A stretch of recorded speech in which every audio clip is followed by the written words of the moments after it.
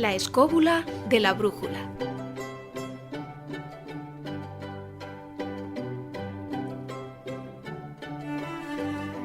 Buenas noches, seáis todos bienvenidos a La escóbula de la brújula. Un nuevo programa de radio que nace con la sana intención de ser original, diferente a otros programas de ámbito nacional o local que se emiten en la actualidad o que hayan viajado por las ondas a lo largo de la historia de la radio. Sí, porque La escóbula de la brújula es un programa eminentemente viajero, donde los buscadores de rarezas y de curiosidades tendrán un billete asegurado para visitar lugares mágicos y conocer sus leyendas y sus historias. También hablaremos en este periplo de ciencia, de música, de arte y de sus innumerables misterios, siempre bajo la búsqueda de lo sorprendente y lo insólito. Dedicaremos cada programa a un enclave, a un destino en concreto, a uno de los muchos lugares de poder que salpican nuestro planeta. Y en cada una de nuestras secciones abarcaremos diferentes aspectos de su esencia y de su realidad.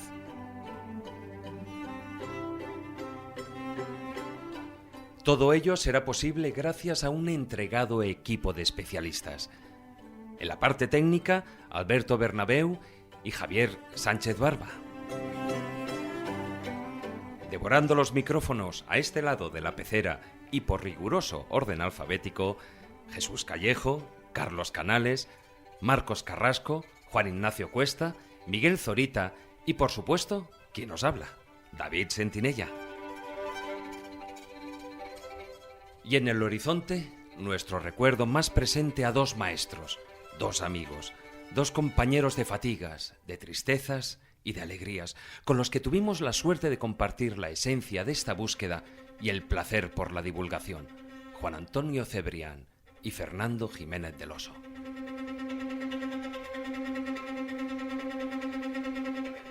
Dicho esto, sin más dilación, cogemos brújula, linterna y cantimplora y nos subimos a nuestra particular escóbula voladora para emprender el primer viaje. ¿Y a dónde nos vamos? A la Capadocia. ¿Nos acompañáis? Comenzamos.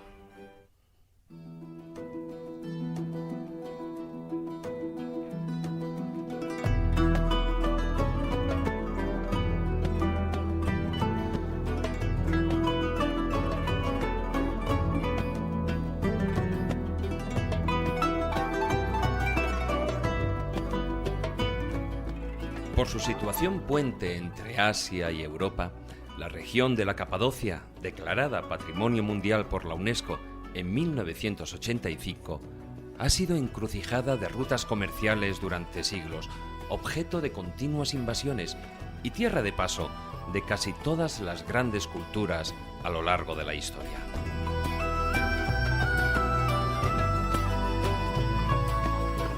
Algunas se establecieron, otras simplemente atravesaron esta región, pero todas dejaron aquí su huella, contribuyendo a hacer de ella un auténtico crisol de costumbres y de saber.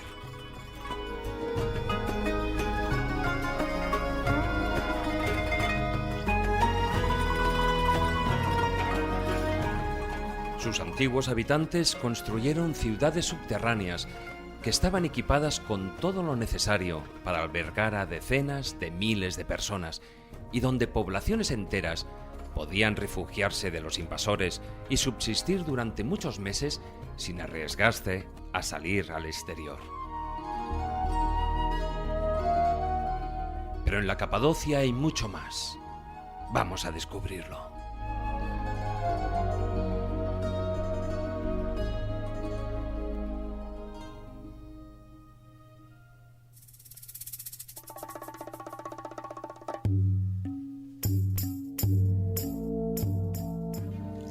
El cofre del tesoro.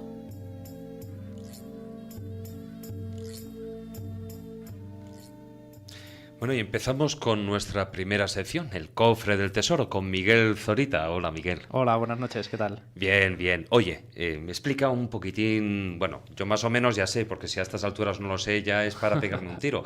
Pero explica a los oyentes un poquitín qué nos vamos a encontrar, qué vas a ir sacando de ese cofre. Pues la verdad es que va a ser un poco cajón desastre, quiero decir. Le hemos llamado el cofre del tesoro porque van a ser una serie de objetos, de cachivaches que nos vamos a ir encontrando a lo largo de estos viajes que tienen un valor especial, de ahí lo del tesoro.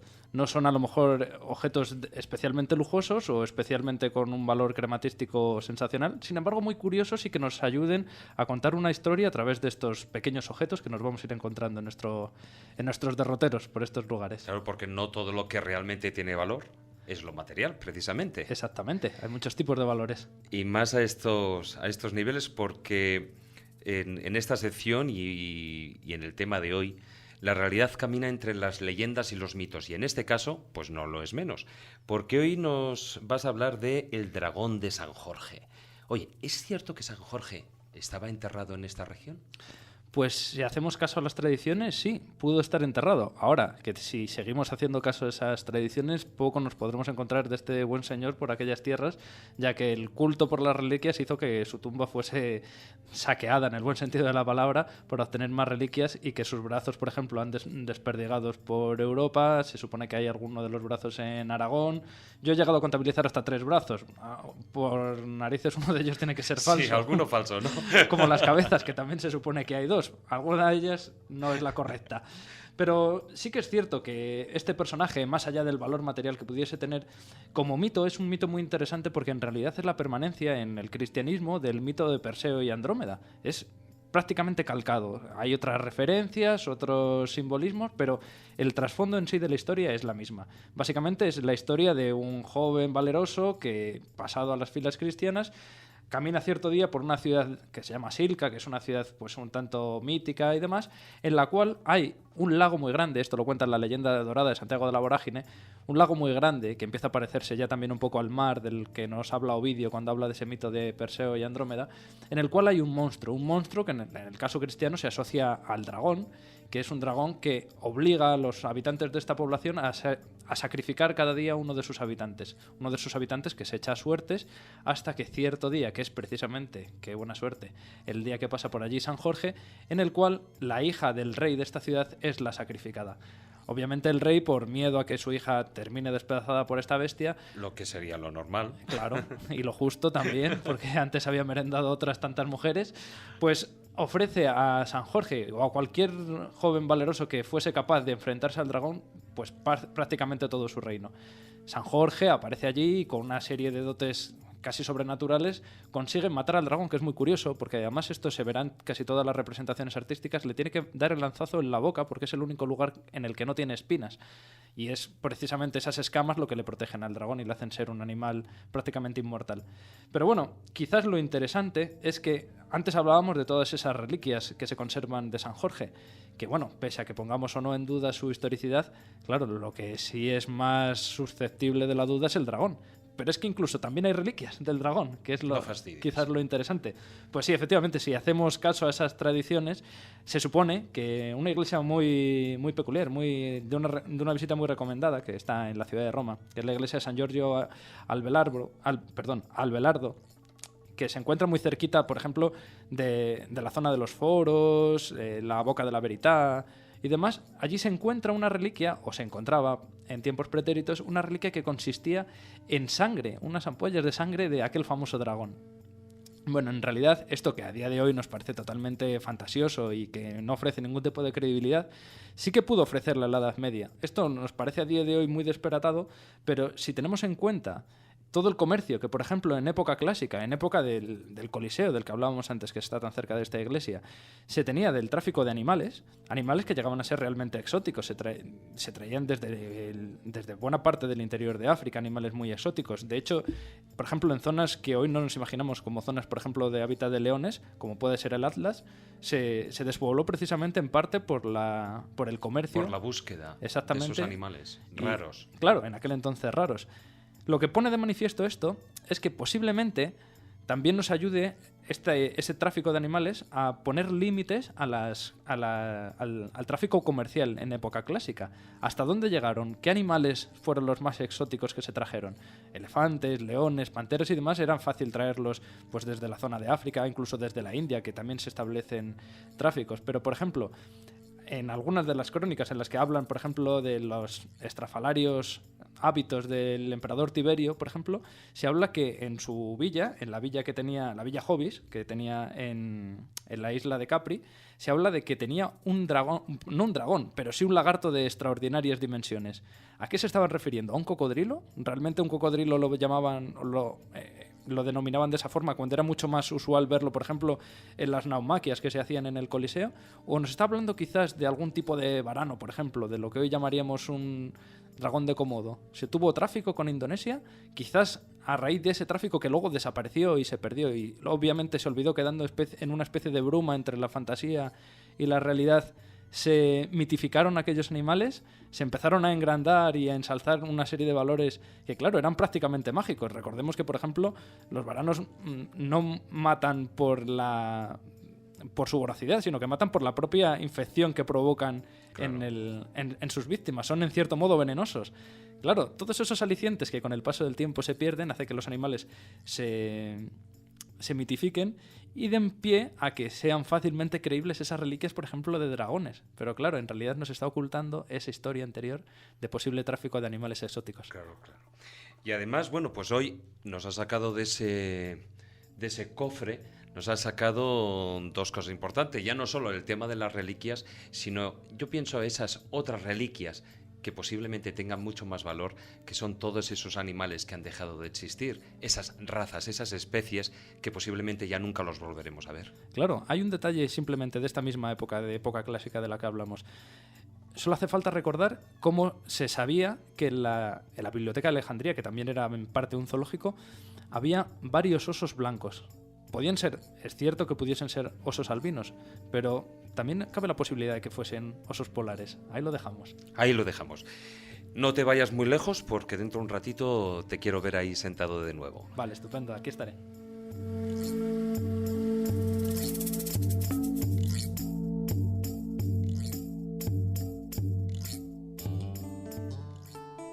La escóbula de la brújula. La región de la Capadocia era una depresión entre cráteres y montañas, hasta que hace 10 millones de años los numerosos volcanes de la zona entraron en actividad. Milenios de erupciones devastadoras cubrieron la región de tal forma que ríos y colinas quedaron enterrados bajo una colosal capa de 150 metros de lava, ceniza y toba.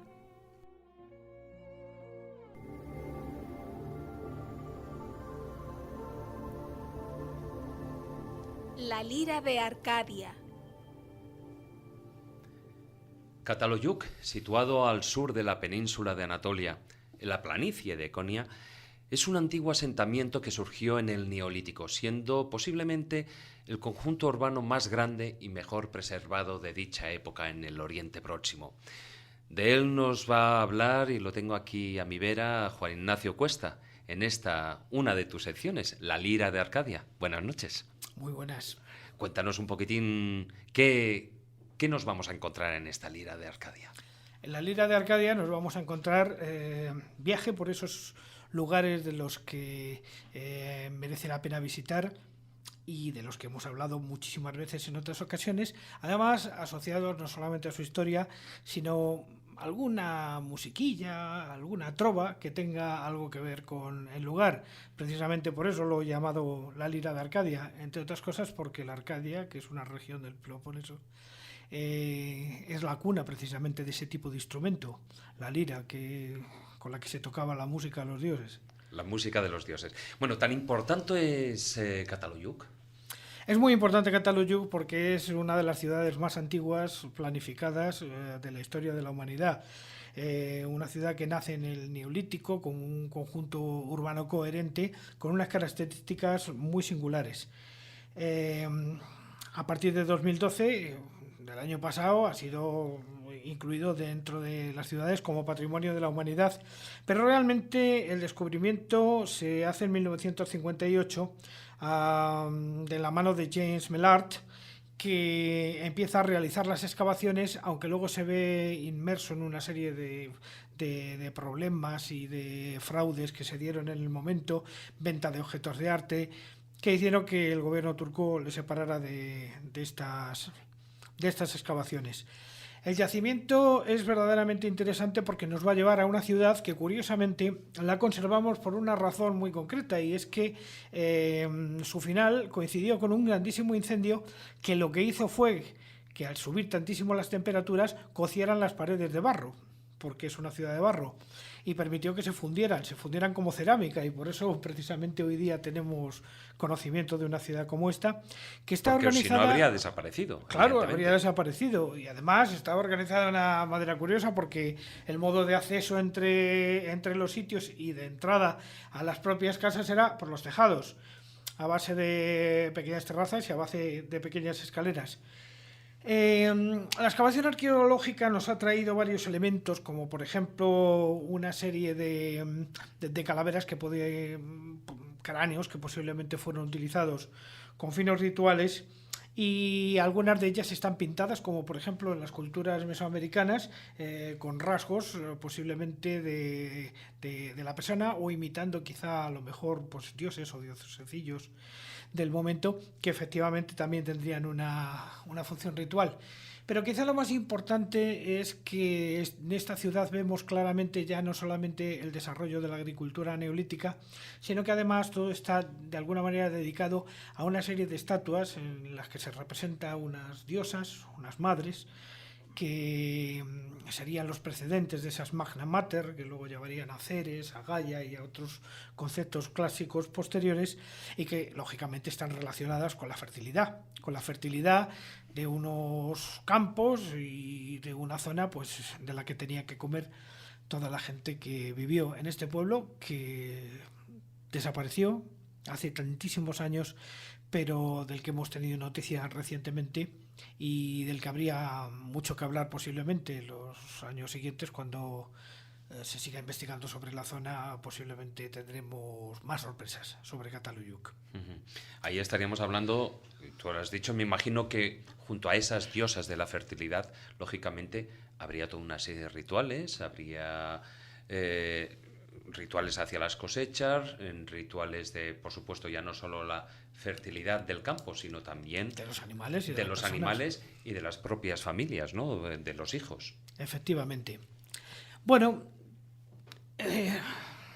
estamos en Turquía. Cataluyuk es una ciudad turca, actualmente turca. En aquellos tiempos no existía Turquía ni nada que se le pareciera, pero sí que es cierto que en la zona de Turquía nace o se conserva un movimiento que se desarrolla, que es el del sufismo. El sufismo, que es una forma de misticismo musulmán. Y como yo no tenía ninguna manera de encontrar ningún sonido que estuviera asociado a un sitio como Cataluyuk, he traído a dos sufíes.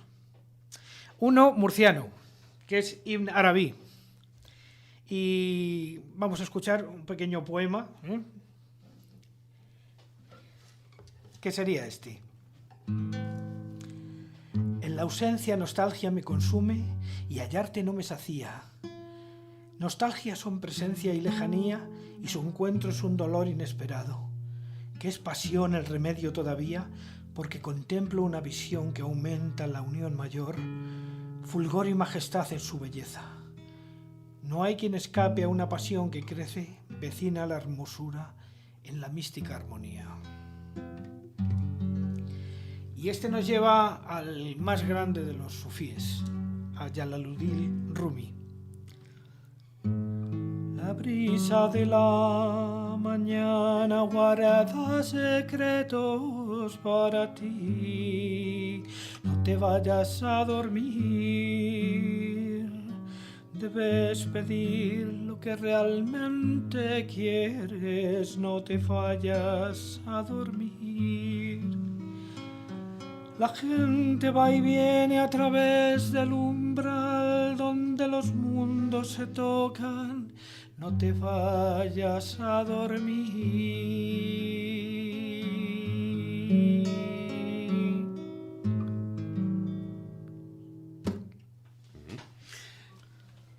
¿Existían partituras de todo esto? ¿Se han hallado partituras?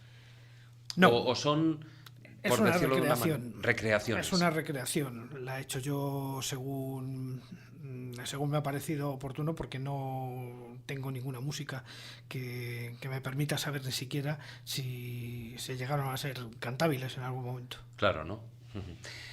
Bueno, pues te digo lo mismo que hace un momentito le he dicho a Miguel.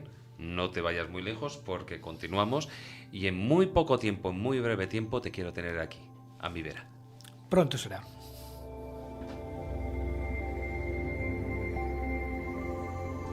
Estás escuchando la escópula de la vida. Debido a sus condiciones geológicas, el terreno de la Capadocia ha adquirido formas caprichosas tras millones de años de erosión y permitió que el ser humano construyera sus moradas escarbando en la roca en vez de erigir edificios.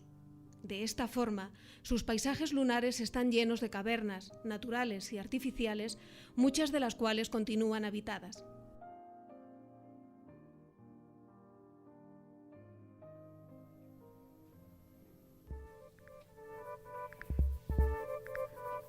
Los canales de la innovación. Y vamos a dar paso a otra sección. En este caso, en los canales de la innovación, vamos a abarcar nuestro apartado de ciencias de vanguardia junto, pues aquí a dos amigos, a Carlos Canales, de ahí yo me imagino lo de canales de la innovación, y Jesús Callejo. Muy buenas noches, ¿qué tal? Hola, ¿qué tal? Jesús es de complemento, como R2D2. Yo de complemento, exactamente. O sea, a partir de ahora se va a C3PO y R2D2. Sí, bueno, ¿no? me quedo con los dedos. Bueno, yo he esbozado brevemente, pero explícame, Carlos, ¿qué vamos a poder escuchar en esta sección? Pues básicamente lo que has dicho. Se trata de exponer algunos elementos de lo que podría ser el futuro, de la innovación, de la creatividad, de lo que podría ser diseños de vida nueva para comunidades grandes, para personas, inventos, en general todo aquello que va a determinar, aunque en teoría debería de marcar los caminos de lo que va a ser el futuro. Esto es como la frase esa de Woody Allen, es decir, que me interesa el futuro porque es donde voy a pasar el resto de mi vida. Bueno, pues eso es lo que nosotros vamos a intentar exponer. Es verdad, y Jesús y yo lo hablábamos cuando estuvimos mirando cómo se podía llamar la nueva sección, que muchas veces la gente piensa que lo que tiene es algo innovador y reciente, cuando a veces es el resultado de años de trabajo. Por ejemplo, el fax se inventó en 1851, a través de un sistema telegráfico, el pantelégrafo, o las lentillas en 1880. Entonces, eso quiere decir que desde que una cosa se inventa hasta que llega al gran público, puede pasar a veces más de un siglo. Ya, pero si esas lentillas te las pones en los ojos te quedas ciego, ¿eh? Bueno, sí, tenían un grosor considerable. Eran un poco jorobadas, pero bueno, y un fax de telégrafo no era como lo que hay ahora, pero no. Lo cierto es que muchas veces la innovación no es tal y como creemos, sino que lo que ahora mismo tenemos está apuntando lo que podría ser el mundo dentro de 100 o 200 años. De esto es lo que vamos a hablar. Bueno, y en muchos de estos casos viene también esa innovación bien ajustada por las condiciones medioambientales, en este caso, por ejemplo, por el calentamiento global, por la inestabilidad climática y política, en muchos casos también producto pues, de la contaminación y de la superpoblación respectivamente, ¿no? Entonces yo me imagino que en ese caso comienzan a surgir una serie de nuevos proyectos con una visión de vida alternativa, ¿no?, que pretenden adecuarse a situaciones imprevistas de la propia naturaleza. Entre ellos, por ejemplo, creo que es el caso que nos traéis hoy, una serie de proyectos sobre la creación de ciudades en el mar con diseño ecológico y autosuficiente. Exacto, eso es lo que vamos a hablar hoy. Vamos a hablar de los proyectos que existen de ciudades marinas. En los dos grandes grupos en los que hemos decidido dividirlos, lo que serían islas móviles o islas mundo, ciudades capaces de moverse a través de los océanos, o sea, ciudades autónomas, independientes y libres, que llevan algo más que lo que es meramente una ciudad en el mar. Suelen incorporar normalmente proyectos de carácter socioeconómico y también de carácter político. Del segundo grupo, que se llama meramente la clásica ciudad en el mar, es decir, ciudades pensadas para optimizar los recursos en un futuro en el que el calentamiento global, por ejemplo, llevará a la progresiva desaparición de los litorales costeros tales como los conocemos, o sistemas para combatir la superpoblación o incluso para poder aislarse de situaciones inestables políticamente que pudieran darse en el futuro. He seleccionado cuatro ejemplos que hemos estado viendo Jesús y yo, para a partir de ahí pues poder contar un poquito a los oyentes qué es lo que se va a poder encontrar en el futuro, porque lo que vamos a hablar no son proyectos ideales, es decir, no son soñaciones. O sea, no son futuribles. No, son proyectos muy sensatos, trabajados por elementos de ingeniería muy poderosos y grandes corporaciones. Algunos ya veréis que el nombre a los oyentes seguro que les suena. Por ejemplo, uno de ellos está muy vinculado, por ejemplo, a Lab en España, que es el proyecto que tiene Alstom con un ingeniero francés que se llama Zoppini. Bueno, ahora vemos unos cuantos. Entonces yo creo que lo mejor es contarnos, hacer un pequeño repaso de cada uno y así centrarnos en lo que podría ser la vida del futuro en el mar. Hombre, hay que tener en cuenta que esta sección, precisamente por el nombre, Canales de la Innovación, la idea es que esté siempre un cuarto de hora por delante del futuro. Es decir, aquí lo que se va a intentar plasmar es esas inquietudes que ahora mismo tiene la población de cómo vamos a vivir en el futuro. Es decir, la contaminación, los recursos de las materias primas, que cada vez son más deficientes, todo eso hace que la gente se preocupe, y hay otro tipo de personas muy innovadoras que quieren crear una utopía, y esa utopía está basada en la ciencia y en la tecnología. En este caso concreto, de todos es sabido la superpoblación que se está generando en el planeta Tierra. Ya vamos por los 7.000 millones de habitantes, y eso hace que los recursos naturales y, por supuesto, el medio ambiente pues vaya teniendo sus grandes problemas. ¿Qué se está ideando como futuro a la hora de poblar a la gente, de buscar unos hábitats que sean muy ecológicos y sobre todo que conserven esa calidad de vida? Pues hay como distintos modelos. Nos vamos a centrar en uno de ellos, pero esas ciudades del futuro estarían o bien en los rascasuelos, no los rascacielos, es decir, la idea es edificios construidos hacia abajo, estarían las ciudades áreas, que algún día hablaremos de ellas, estarían las ciudades espaciales, es decir, nos vamos más allá de nuestra atmósfera, y estarían las ciudades acuáticas del futuro, que es en los que nos vamos a entrar. Pero siempre centrándonos en ideas, tecnologías, hipótesis, algo que sea muy tangible y que mucha gente, muchos, más de los que nos pensamos, están ideando para que el mundo, si sigue en esta progresión, evidentemente si hay una tercera guerra mundial nos preocuparíamos de otro tipo de cosas, pero esto siempre es pensando que la humanidad va creciendo, va evolucionando, y sobre todo va evolucionando no solo a nivel tecnológico y científico, que eso es evidente, sino también a un nivel, vamos a decirlo, más holístico, más integral. Es decir, que no nos autodestruyamos. Si somos capaces de convivir todos juntos, sin crear guerras, la población, que sería una especie de peligro inminente, se podría solventar ¿con qué? Por ejemplo, con estas ciudades en el mar, con Islas Mundo. Yo creo que vamos a empezar recordando a Julio Verne. Julio Verne en 1870 escribió un libro, se llama La ciudad flotante. Él se basaba en lo que era entonces el mar transatlántico del mundo, el Great Eastern, que fue una especie de anticipo de lo que luego fue el Titanic. Y en función de eso, él pensó qué podría ocurrir en el futuro si los seres humanos fueran capaces de dotarse o de construir una especie de isla que pudiera desplazarse por el planeta entero, por el mundo.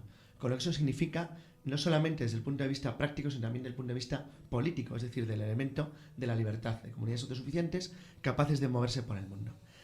Este proyecto, y vamos a empezar por lo que serían islas móviles, ya que hemos empezado por Julio Verne, sí. El más destacable probablemente es el denominado Alstom-Zoppini. Alstom, la empresa francesa famosa por los trenes de alta velocidad, cogió hace poco, hace unos años, adquirió el proyecto de un ingeniero francés llamado Jean-Philippe Zoppini, que pretendía o buscaba la capacidad de crear una auténtica isla capaz de desplazarse por el mundo. Realmente aquí no estamos hablando de ciencia ficción, estamos hablando de una especie de gigantesca urbanización, que es una isla flotante de más de 400, casi medio kilómetro de largo, por unos 300 metros, otro casi medio kilómetro de ancho, con la capacidad de acoger casas, edificios y urbanizaciones por unos 10.000 habitantes, y que pudiera desplazarse por el mundo. Es técnicamente viable y supone un reto, no solamente desde el punto de vista de la ingeniería, sino lo más interesante. Lo más interesante es que supone un reto desde el punto de vista de lo que el concepto de una isla móvil podría suponer. Fijaros que en el idea de Zoppini, la isla móvil que él había diseñado tenía capacidad para tener cines, teatros, hospitales, restaurantes, canchas de tenis, un hospital, incluso un pequeño puerto, un helipuerto, e incluso una pequeña flotilla de chalupas y naves motoras para poder salir de ahí. Es decir, acogería incluso pequeños helicópteros, tendría un aeropuerto interior. Claro, ¿cuál es el problema que generaría desde el punto de vista técnico el nacimiento de la isla del proyecto AZ, que es como se llama el proyecto Alstom-Zoppini? Bueno, pues porque supondría una verdadera revolución en el mundo, y es la capacidad de que grupos humanos con dinero suficiente pudieran aislarse de sus naciones actuales, viajar por el mundo y crear comunidades libres e independientes que podrían vivir desde el turismo hasta cosas absolutamente inimaginables. Fijaros que voy a citar solamente, porque tenemos poco tiempo, dos casos para que la imaginación de la gente se dispare. Uno de los proyectos que existe sobre la base de la idea de Aston Sopini es, por ejemplo, crear mundos temáticos. ¿Te imaginas un mundo grecorromano? Que tú puedas viajar a un mundo donde la gente vive con la Grecia antigua o como la Roma antigua, pero exactamente igual.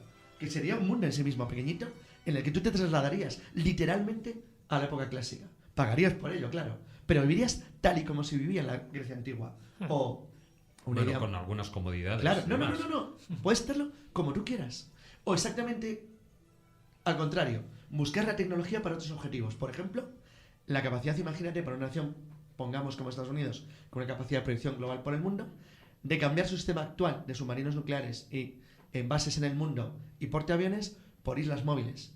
Islas que podrían desplazarse sin tener ni siquiera el riesgo que tú tienes de tener un atentado contra tus intereses por tener, por ejemplo, una base, yo que sé, en Alemania o en Arabia Saudí, donde sea. No, que tú te puedes mover por el mundo, en pequeñas microislas capaces de desplazarse. Tener en cuenta que por volumen de número de tripulantes, el proyecto Z no supone mucho más que un gran portaaviones americano nuclear actual, pero sí lo supone en cuanto a la extensión, el tamaño y el concepto de isla que se mueve, con todo lo que eso significa. Esto, y aquí daríamos el siguiente paso, puede llevar aparejado el que entren en estos conceptos elementos mucho más complejos. Será el caso, por ejemplo, de Freedom Ship.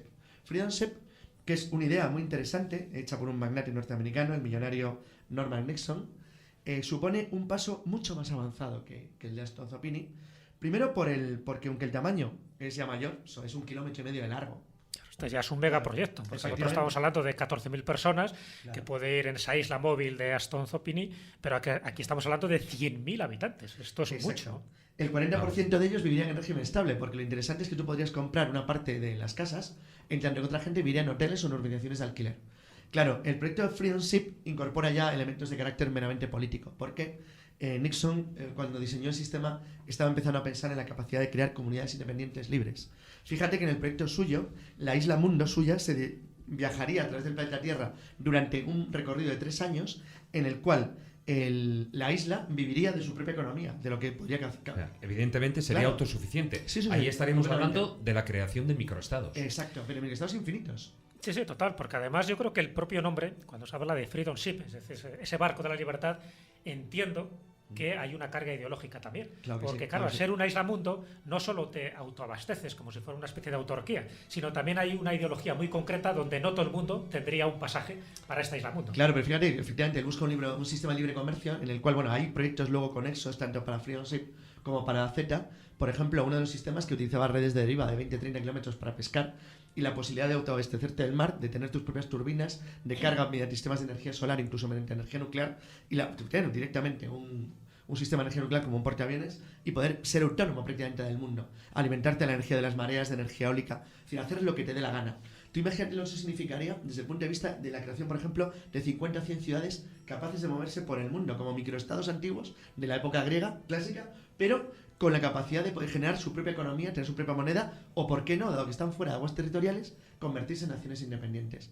Fijaros la que se montó con algo como la plataforma, aquella famosa antiaérea que tenían en el Mar del Norte. ¿Os acordaréis de ese famoso proyecto inglés de crear un microestado en una plataforma de la Guerra Mundial? De Shetland, ¿no? Exacto, sí. Entonces, fijaos lo que se montó en ese caso, que no era más que una plataforma hormigón, si tú dispusieras de la capacidad de una ciudad de 100.000 habitantes desplazándose por el mundo. O lo que eso podría suponer si es un Estado poderoso el que está detrás de ello. Pero, Carlos, esa megaestructura para mover a 100.000 habitantes, ¿con qué combustible, con qué energía renovable se puede...? Bueno, hay varias formas de alimentarlas. Las dos tienen sistemas que irían desde la utilización clásica de diésel o sistemas de combustible tradicional hasta la posibilidad de aprovechar la energía de las mareas o aprovechar la energía eólica, el viento o la energía solar e incluso la energía nuclear. Cualquiera de los sistemas estaría disponible para cualquiera de los dos y dependería meramente de la inversión y de la capacidad de los que estuvieran detrás poniendo el dinero de convertir aquello en lo que prácticamente tú quisieras. O sea, estos son proyectos. No, son proyectos terminados. O sea, son viables los dos. Tanto en el Nixon como el proyecto de Sopini y Alstom son proyectos que existen completamente terminados. Con están seguridad cerrados. para mantenerse a pesar del oleaje, de tormentas, Sí, fíjate etcétera, etcétera. que, por Es una cuestión ejemplo, económica, yo claro, creo, el que no se lleven a paz. exacto, fíjate, por ejemplo, la nave de Solpini tiene previsto un sistema para poder resistir olas de hasta 20 metros de altura con navegaciones a 10 nudos. Incluso podría resistir en cierto modo un tsunami o podría desplazarse porque sus sistemas meteorológicos conectados a satélites le podrían dar una proyección del tiempo, con lo cual podría elegir en función del tiempo del planeta y las zonas dónde colocarse, dónde situarse. Es una cosa absolutamente de ciencia ficción. Pero luego habría también proyectos más pequeñitos, ¿no? Para unidades Ahí está. familiares de matrimonio y niño-niña. Efectivamente, esto empezó por un proyecto precisamente que diseñó un ingeniero italiano, Giancarlo Sema, y se basaba en algo tan sencillo como la costa, por ejemplo, pues imaginemos de Mónaco, de las costas europeas del Mediterráneo, donde lo que él pensó eran pequeñas habitaciones para estas 6 personas que fueron ideadas como viviendas. Es como chalés en el agua, chalés en el mar, que él denominó Casas Trilobi 65. Entonces, la idea suya era crear pequeñas enjambres de casitas que estarían junto a la costa, pero en el mar, capaces, en cierto modo, de estar conectados entre ellos por escaleras como si fueran una estructura de caracol, y con un nivel que estaría a 3,5 metros por encima del mar, pero con otra parte que estaría por debajo. La verdad es que la parte de abajo sería una especie de burbuja de observación submarina que permitiría ver la fauna del mar, pero también hay, como en todos estos sistemas, extensiones para, por ejemplo, piscicultura o ganadería marina.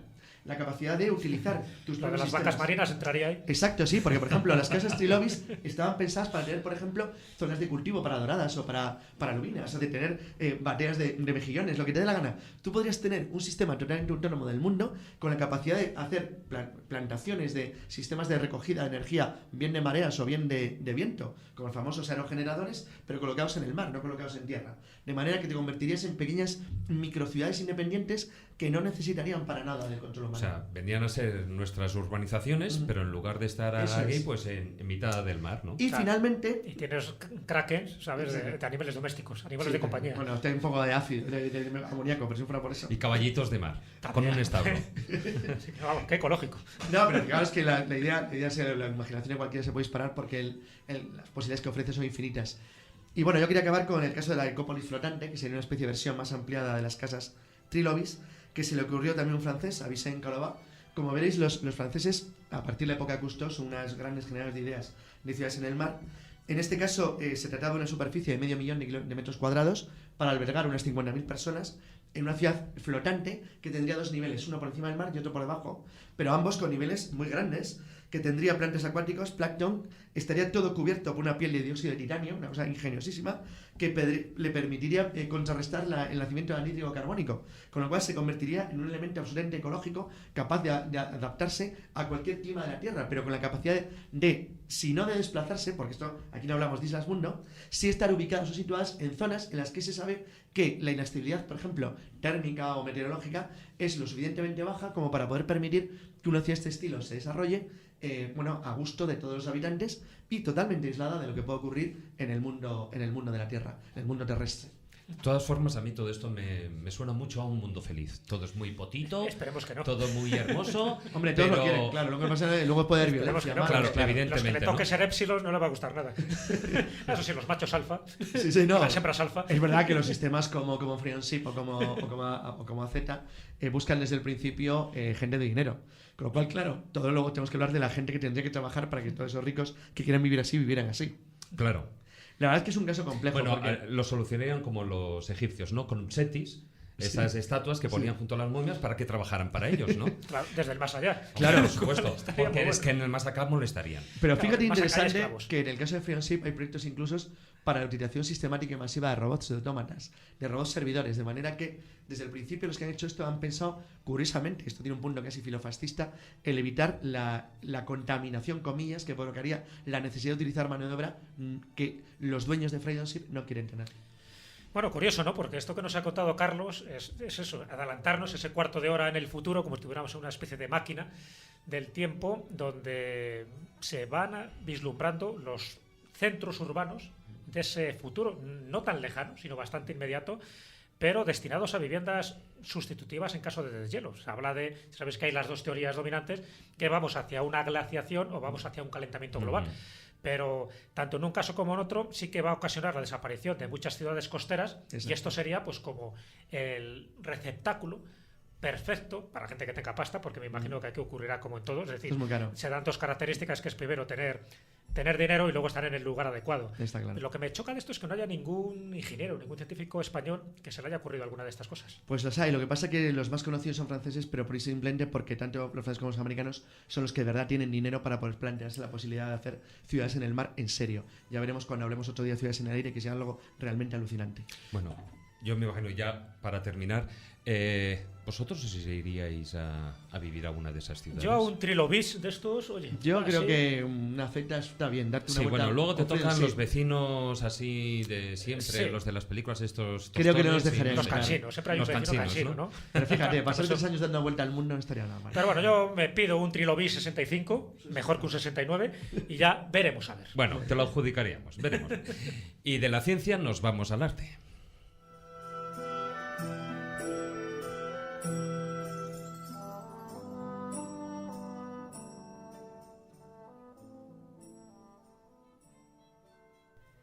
Hasta la fecha han sido descubiertas 36 ciudades subterráneas en la Capadocia. Una de las más importantes, Derinkuyu, alcanza los 85 metros de profundidad. Tiene entre 18 a 20 niveles subterráneos y posee unos 52 pozos de ventilación que le proporcionan el aire fresco necesario para que puedan vivir 10.000 personas en su interior. Además, un túnel de casi 8 kilómetros la une con Kaimakli, otra de las ciudades subterráneas de la región. Por primera vez vamos a entrar en el taller del pintor. Esta es una sección que hemos concebido para introducirnos en los misterios que hay en el mundo de la pintura, porque detrás de muchísimos de los cuadros hay una serie de claves interpretativas de los conocimientos ocultos que se tuvieron en el pasado. Una sección que a partir de ahora vamos a realizar un servidor, Juan Ignacio Cuesta, y Marcos Carrasco Carmona, un artista auténtico que es pintor, ilustrador digital y director de arte, que además no solamente se dedica a lo pictórico, haciendo trabajos para galerías, como también trabajos como ilustrador y colaborando con los mejores directores que se dedican actualmente al cine y a la publicidad dentro del panorama audiovisual español. Y una vez dicho esto, ya me vienen los olores a la esencia de trementina y otros productos, porque vamos a entrar en un auténtico taller, en el taller del pintor.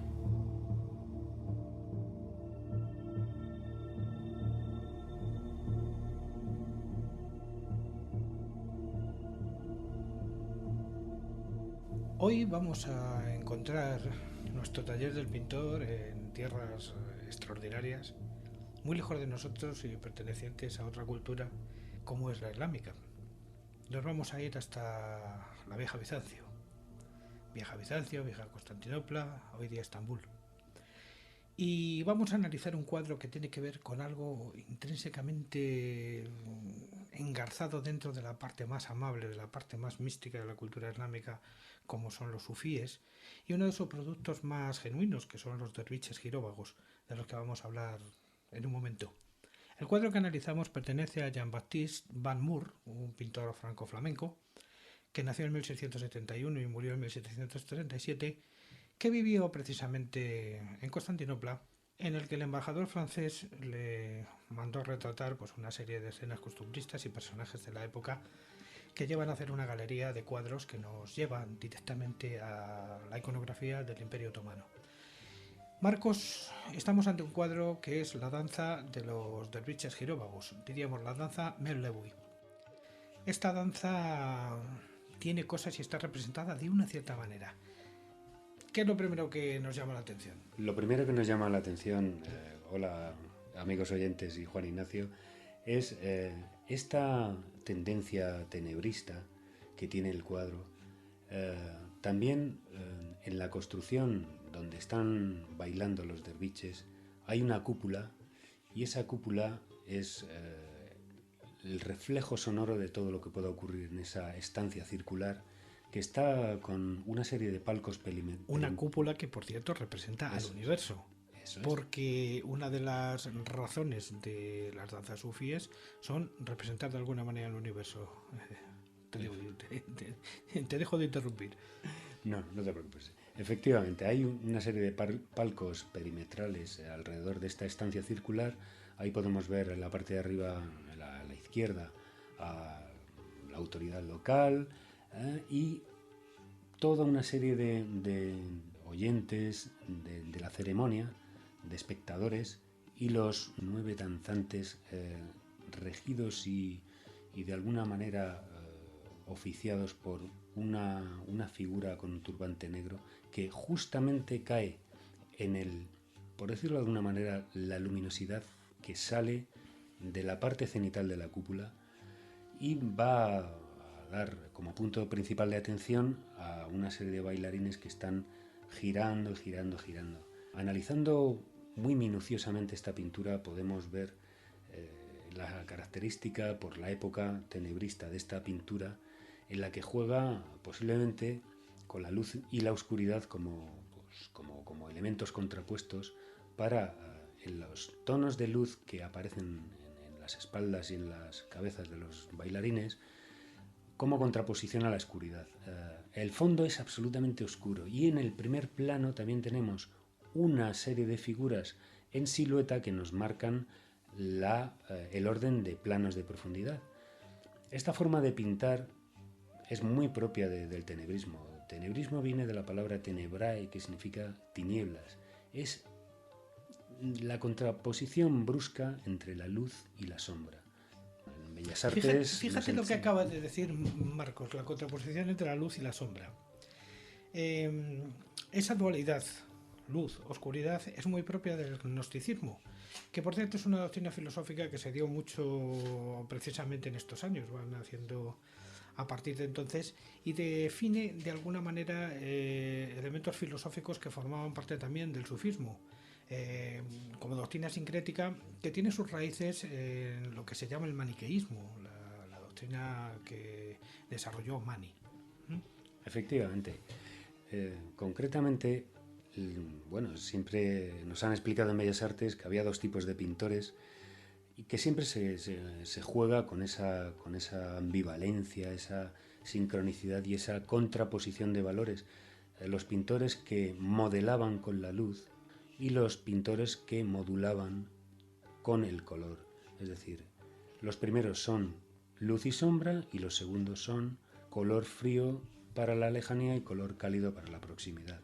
Estamos hablando que en música podría ser la contraposición también de la nota y el silencio, y también es otra dualidad, jugar con esa contraposición de elementos contrarios para hacer resaltar los valores que hay en el cuadro, ¿no?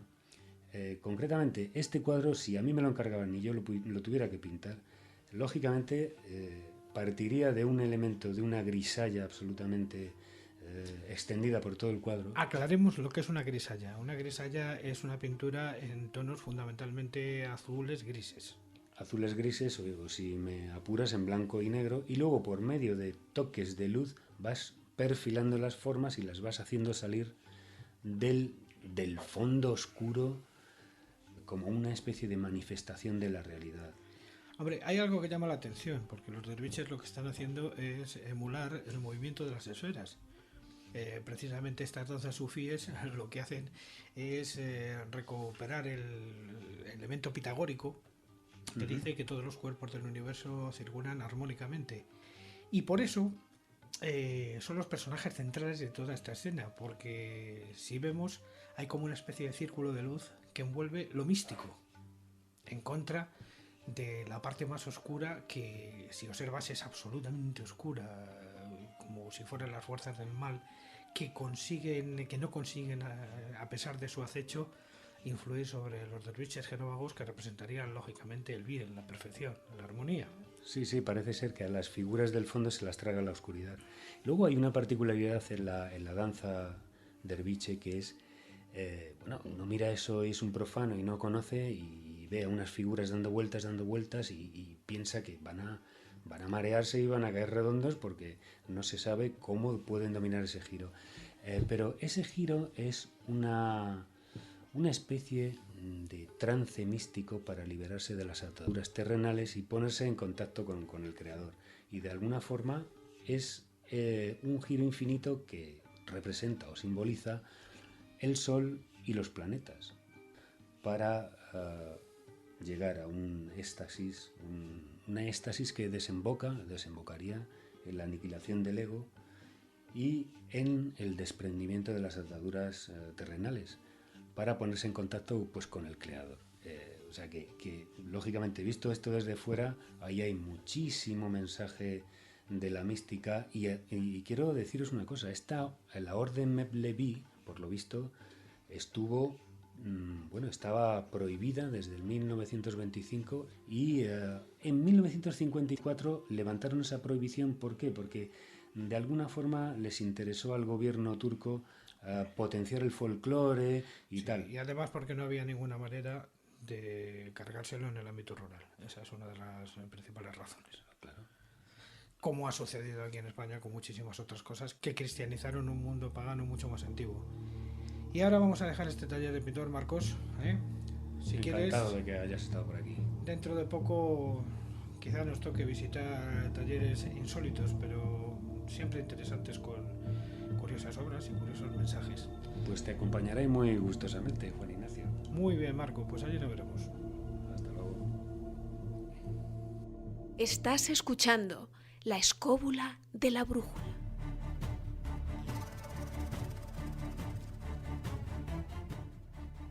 El filandón.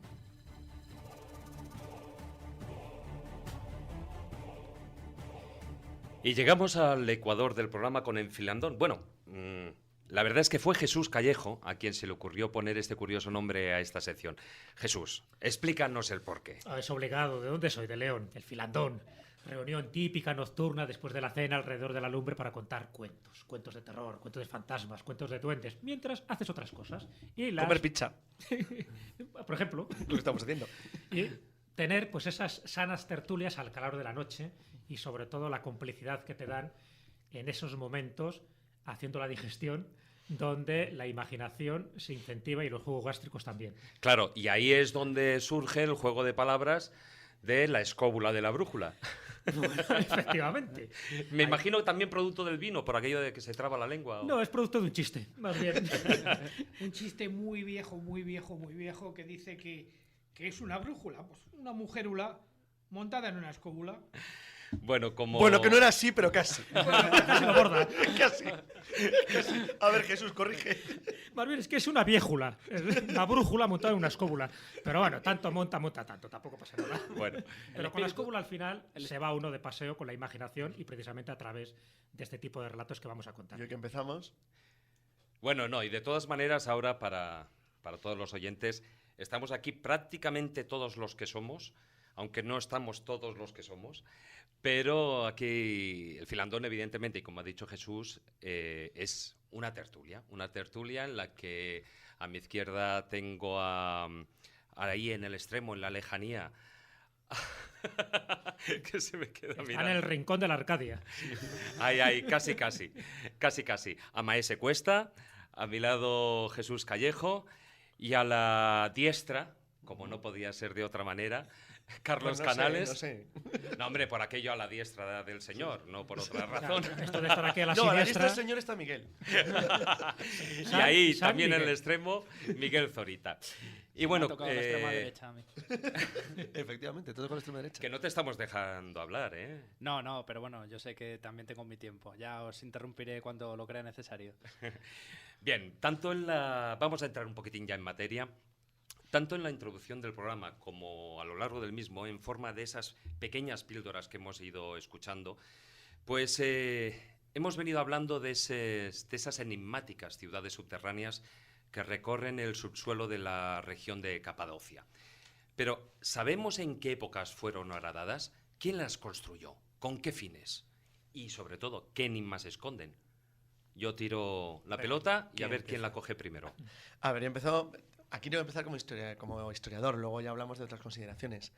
Las primeras menciones que tenemos de ellas, y Jesús creo que las conoce, no sé si alguno más de vosotros ha estado en ellas, son de época clásica griega. Es decir, Jenofonte en el Anábasis habla de ciudades subterráneas en Capadocia, al sur de lo que ya era olvidado, el viejo reino hitita, lo cual quiere decir que como mínimo estamos hablando ya de 2400 años.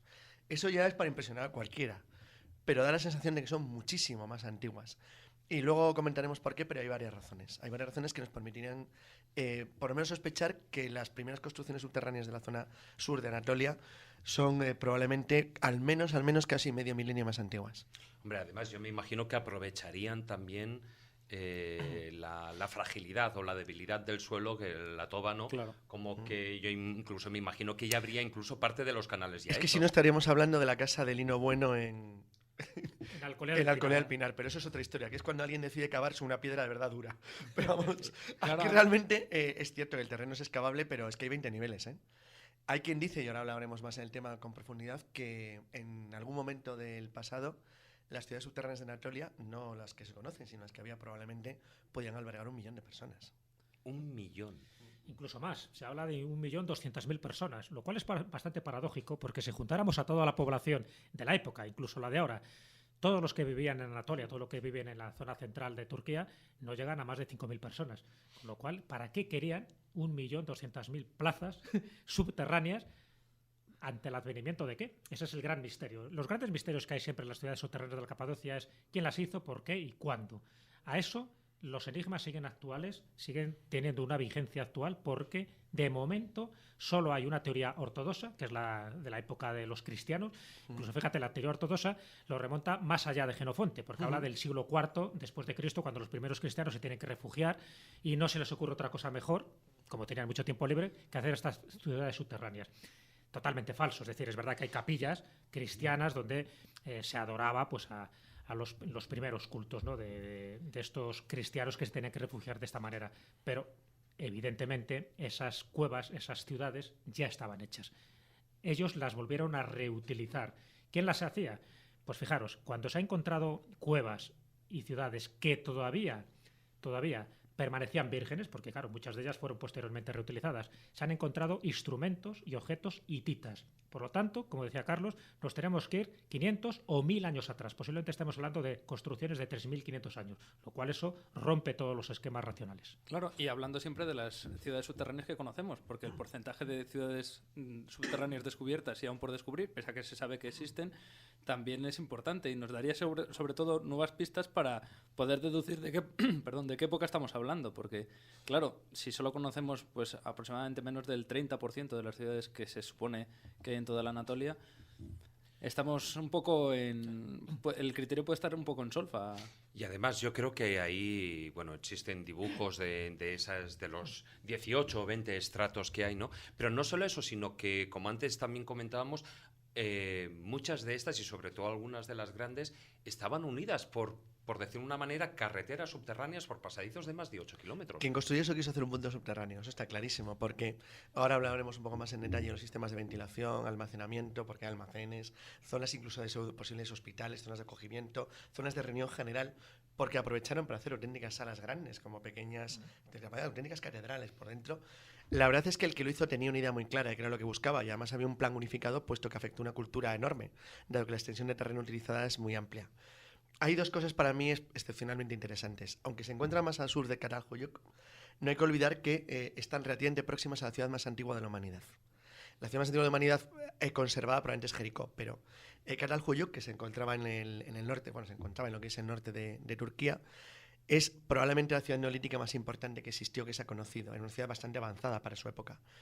Es posible, como se mantiene actualmente por muchísimos arqueólogos y especialistas, básicamente geólogos, que uno de los elementos de la antigüedad perdida, de la primera civilización moderna, del mundo de nuestro lado, no digo el mundo occidental, me refiero de la parte occidental de la isla del mundo, o sea, de África, Asia y Europa, se encontraba en el Mar Negro, es decir, está hoy hundido bajo el mar. Sabéis que el Mar Negro es más reciente que la civilización, en cierto modo. Es decir, el ser humano no tenía memoria escrita, pero tenía memoria de lo que ocurrió cuando, probablemente es una de las causas de las leyendas del diluvio, cuando el Mar Negro se formó como tal, porque en realidad era un lago que se vio inundado por un cataclismo que lo unió al Mediterráneo. Eso acabó probablemente con centenares de kilómetros de costa a lo largo de lo que es el Mar Negro, desde Turquía a Turquía, o sea, dándole la vuelta norte a sur, y probablemente una gran parte de la civilización primigenia está hundida bajo las aguas del mar.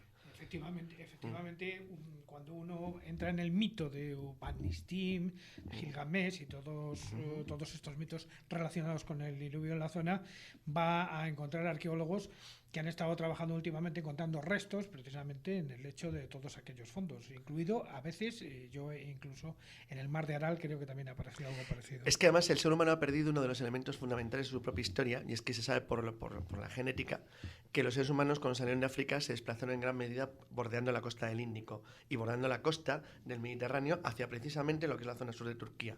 Eran las dos zonas de penetración.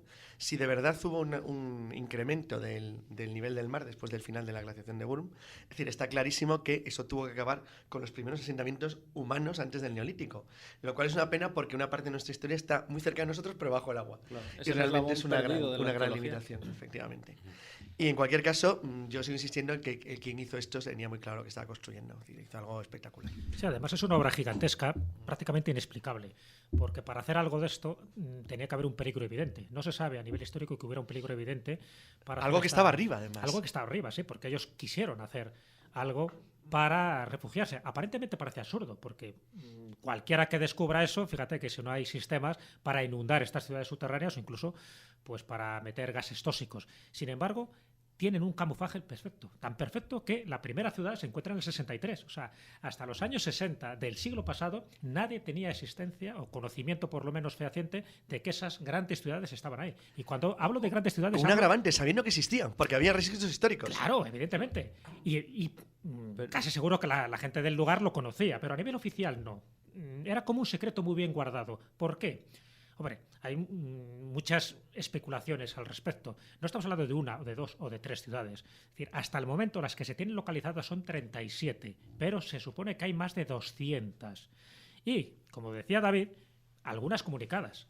Yo estuve en el año 2008 en Capadocia, visité una de ellas, que era Kaymakli de Erincuyo, por ejemplo, sean las más conocidas por la profundidad. Que están unidas entre sí. Y que están unidas, pero unidas por un túnel de 8 kilómetros. Claro, 8 kilómetros, dicho así, parece que no es nada. Tú caminas 8 kilómetros y debajo de tierra. Pero fíjate, es curioso porque me acuerdo que Jesús y alguna vez hemos hablado, y yo creo contigo también, Miguel, estábamos hablando una vez de la famosa leyenda que decía que es una leyenda española, madrileña, que decía que están unidos el Palacio Real con el Palacio del Infante en Boadilla. Sí, claro. Y todo el mundo decía, menudo disparate. Pues es menos el túnel que lo que Claro. une estas dos ciudades de Anatolia. Es decir, es increíble, pero es así. No, pero además tened en cuenta una cosa, que cuando hablamos de ciudades subterráneas que están desaparecidas, no nos tenemos que ir tan lejos. En la propia península ibérica hay ciudades subterráneas de las que nos habla, por ejemplo, Plutarco. Esto Juan Ignacio lo conoce bien. La famosa ciudad celtíbera de Caraca, a día de hoy no se sabe dónde está, pese a que existe una teoría de unas ruinas precisamente muy curiosas que se encuentran entre Perales de Tajuña y Tielmes, que sí que podrían encajar un poco las descripciones que hace Plutarco. Bueno, pero yo, sabes que ahí tengo yo mi propia teoría sobre ese tema.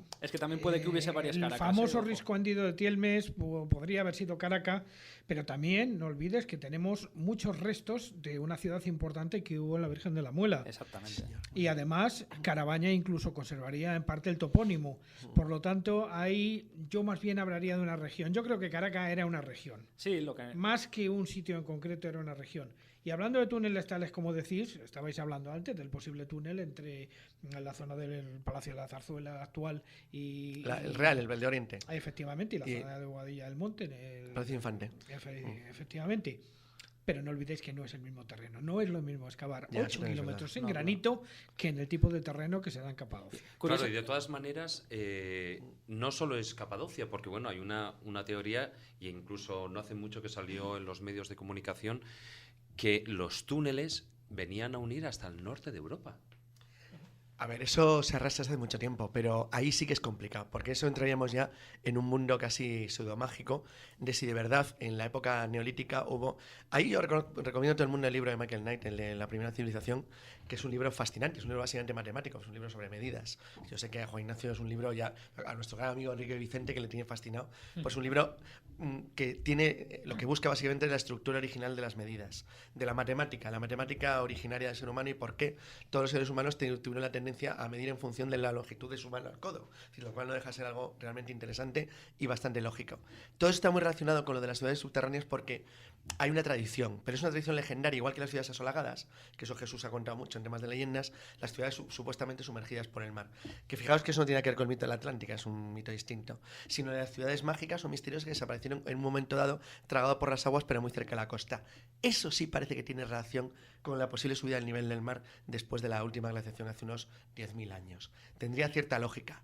Bueno, incluso con episodios más recientes, fijaos, en la ciudad de Hélice, por ejemplo, ¿Es verdad? en Grecia, también desapareció por un tsunami, claro, un tsunami que era muy difícil de explicar en aquellos años, y luego se convirtió en algo mítico y hace pues poco menos de un año descubrieron las ruinas, bueno, había unas ruinas, pero ya confirmaron fehacientemente que se trataban de la ciudad de Hélice. Eso sí queda en la memoria, eso sí hay un registro escrito de cómo desapareció la ciudad, incluso existen monedas de aquella ciudad. No es algo tan fantasioso que pueda estar tan lejos en el tiempo como para poder elucubrar qué podía ser o no. Fijaros que hay una teoría de relación, por ejemplo, con estas ciudades subterráneas de Capadocia, una teoría que mantiene Andrew Collins, que comenta que hacia el 9º milenio antes de Cristo, es decir, más o menos, donde se supone que hubo esa famosa glaciación o desglaciación. Sí, el periodo Exactamente, postglacial. que es donde se producen los diluvios. Cuando donde se empieza a produce moverse la humanidad de nuevo hacia el norte. cantidad de mitos, efectivamente, en todo el orbe. Bueno, Turquía sufre una breve era glacial que parece que dura unos 500 años y ahí es donde este autor, Andrew Collins, sitúa la construcción de estas ciudades. Es decir, se va mucho más atrás y lo haría precisamente para que los habitantes de estas regiones al final decidieran refugiarse del frío y del exterior, de los peligros que estaban asolando el exterior, haciendo ciudades subterráneas, es decir, profundizando y profundizando hasta el punto que, por ejemplo, el caso de Derinkuyu, que es una de las más conocidas, tiene hasta 100 metros de profundidad. Hay una cantidad de pisos enormes donde podría albergar 10.000 personas. Ya digo, 10.000 personas no había ni en aquella época. Eso es lo que voy a decir. Hay dos cuestiones aquí que merece la pena ponernos un mínimo debate. Lo primero, imaginemos que Collins tuviera razón, es decir, que realmente tiene unos 10.000 años de antigüedad de Derinkuyu, por lo menos en sus 20 niveles. Primera cuestión, efectivamente lo de Jesús, ¿para qué tanta gente?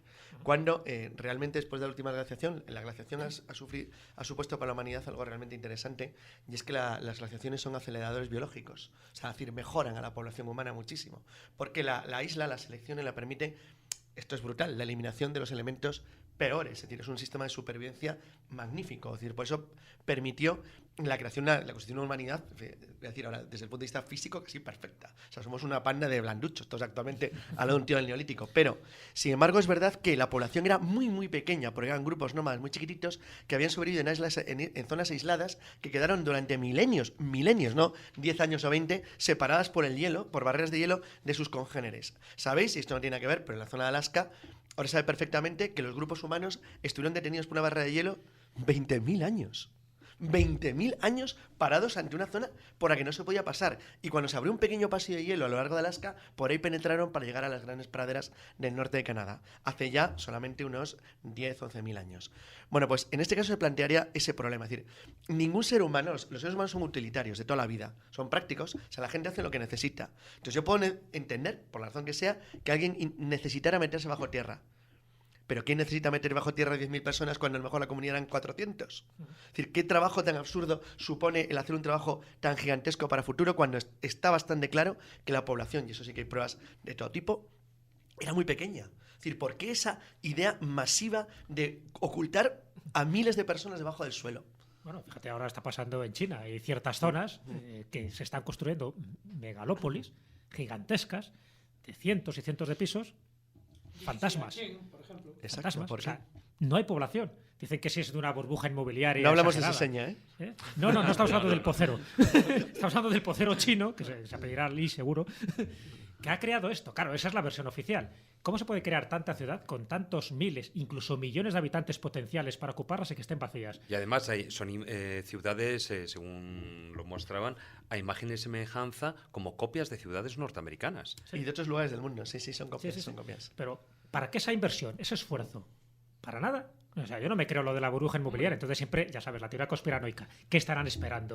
¿Quién se querrá refugiar ahí? ¿Qué ocurrirá para que haya una emigración masiva a esos lugares que se están construyendo actualmente? Bueno, pues algo parecido, si nos movemos en el tiempo, pasó en Turquía. Ahí tendría mucho sentido lo que has comentado antes del miedo a la glaciación. Es decir, en una época determinada, ante un cataclismo meteorológico, claro, dentro de esa pequeña sociedad se crea una costumbre de crear una ciudad subterránea. Muy bien, esa costumbre de hacerlo que se inculca de padres a hijos puede también suponer, ante el miedo, que recordemos que la glaciación no dura un mes ni un año, son bastantes años, pues por precaución a lo que pudiese acontecer, si eso empeorase o si la sociedad tiene que crecer para poder sobrevivir, pues se crease un sistema. Pero fíjate que para mí, Miguel, constructores. el sistema de construcción subterránea está muy bien en Anatolia, en Capadocia, pues es una zona seca, realmente. Pero es lo peor del mundo, en una zona muy húmeda, una zona glaciar. Claro, O sea, es totalmente. un horror. Acabas congelado y inundado en nieve. O sea, si no tiene ningún sentido. En una zona glaciar o en una zona de lluvia intensa interesa subir hacia arriba, nunca bajar hacia abajo. Sí, Pero de por un tema todas simplemente de maneras caída. hay una cuestión también que es de temperatura. Es decir, tú cuando Caliente, estás eso es debajo, de Claro. hecho, la Bueno, hay un la río subterráneo, temperatura... ¿no? En Derincuyo. No, pero la temperatura, Se y mantiene eso lo puedes constante. comprobar Sí, aquí, yo que sé, en la Cueva de la Luna, Sí, sí. por ejemplo, tiene una temperatura constante de 9 grados. ¿Sabes? Allí hay una temperatura constante entre 10 y 12 grados. ¿Sabes qué temperatura constante hay, por ejemplo, en Caimacle, en la que yo bajé? Que además no te daba ninguna sensación de claustrofobia. Íbamos bajando, bajamos hasta 4 niveles, ¿no? Los que se pueden permitir de los Sí. 8 que tiene Caimacle. Bueno, hay una temperatura constante, lo cual eso hay que tenerlo en cuenta para saber por qué construían hacia abajo y no hacia arriba. No solo por unas cuestiones de seguridad o estratégica, sino porque son 14 grados permanentes, los que tienes durante todo el año. Y Capadocia, cuando estás en verano, ahí te achicharras. O sea, Pero no sé hace lo que frío, pasaría frío, hace en invierno 9.000 hace millones. frío, ¿eh? En 9.000 invierno hace años. frío, ¿eh? Pero... No, pero te achicharras por el día, por la noche sí, Sí. hace un frío tremendo, pero siempre mantienes los 14 grados. Entonces, ahí tienes una red de ventilación, una estructura de ingeniería, que incluso yo fui con ingenieros que me decían, se quedaban pasmados, dice, ¿esto quién lo puede hacer? Y además, ¿quién lo puede hacer con tal perfección para que no se hunda? Y que se mantenga la temperatura y que haya canales de Y ventilación. los sistemas de comunicaciones. Y que haya internos. sistemas de comunicación, unos teléfonos prehistóricos, es decir, donde tú Sí, sí, podías los- comunicar. Los agujeros verticales, O sea, ¿no? incluso hay cocinas, fíjate, tú dices, una cocina en un subterráneo, qué tontería. Es que la propia toba en ciertas zonas te absorbe el humo, por lo tanto, ni siquiera dejaba rastros en el exterior de que ahí se estaba haciendo una actividad humana. O sea, todo eso estaba Eso vuelve a estudiado. incidir en, de nuevo, y no solo con el que lo dice, son varios, el por qué esa obsesión para no dejar huella en la superficie. Para que nadie te vea. Está claro que hay una cosa de verdad que se comentó cuando en el año 63 se detecta, y es que la fotografía aérea, lo que se utilizaba entonces para la planimetría, los mapas oficiales, militares turcos y del gobierno, no lo habían detectado desde el aire. Lo cual quiere decir que es algo realmente bien camuflado, está muy bien hecho. Las salidas de aire están muy bien camufladas, las zonas, es decir, evitan, como ha dicho muy bien Jesús, la salida de humos, y encima hay agua subterránea natural, hay ríos. Hay ríos. Claro. Sí, Bueno, sí, es sí. que desde luego el que lo hizo era un genio de la idea de la estrategia y del concepto de la habitabilidad de los terrenos, en principio inhóspitos. Algo parecido pasa, por ejemplo, en Magmata, en Túnez, donde se grabó la Guerra de las Galaxias. La primera parte, me parece. En Magmata está hecho con una especie de túnel principal, un poco como un patio de vecinos, y luego a partir de ahí está horadado, es decir, con canales subterráneos por todos los lados.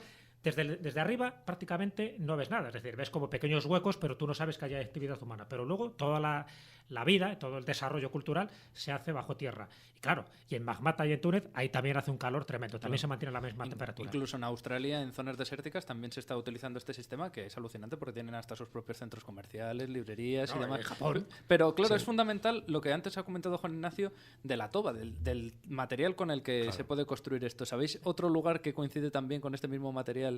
Que no son ciudades, porque es otra estructura, pero también es un pequeño mundo subterráneo, las catacumbas de Roma. Es el mismo material. Es un material muy fácil de tallar, que al contacto con el aire se endurece y permite pues mucha resistencia y a la vez muy fácil, de un tallado muy fácil, claro. Bueno, realmente aquí tenemos sitios también como Guadix y cosas así.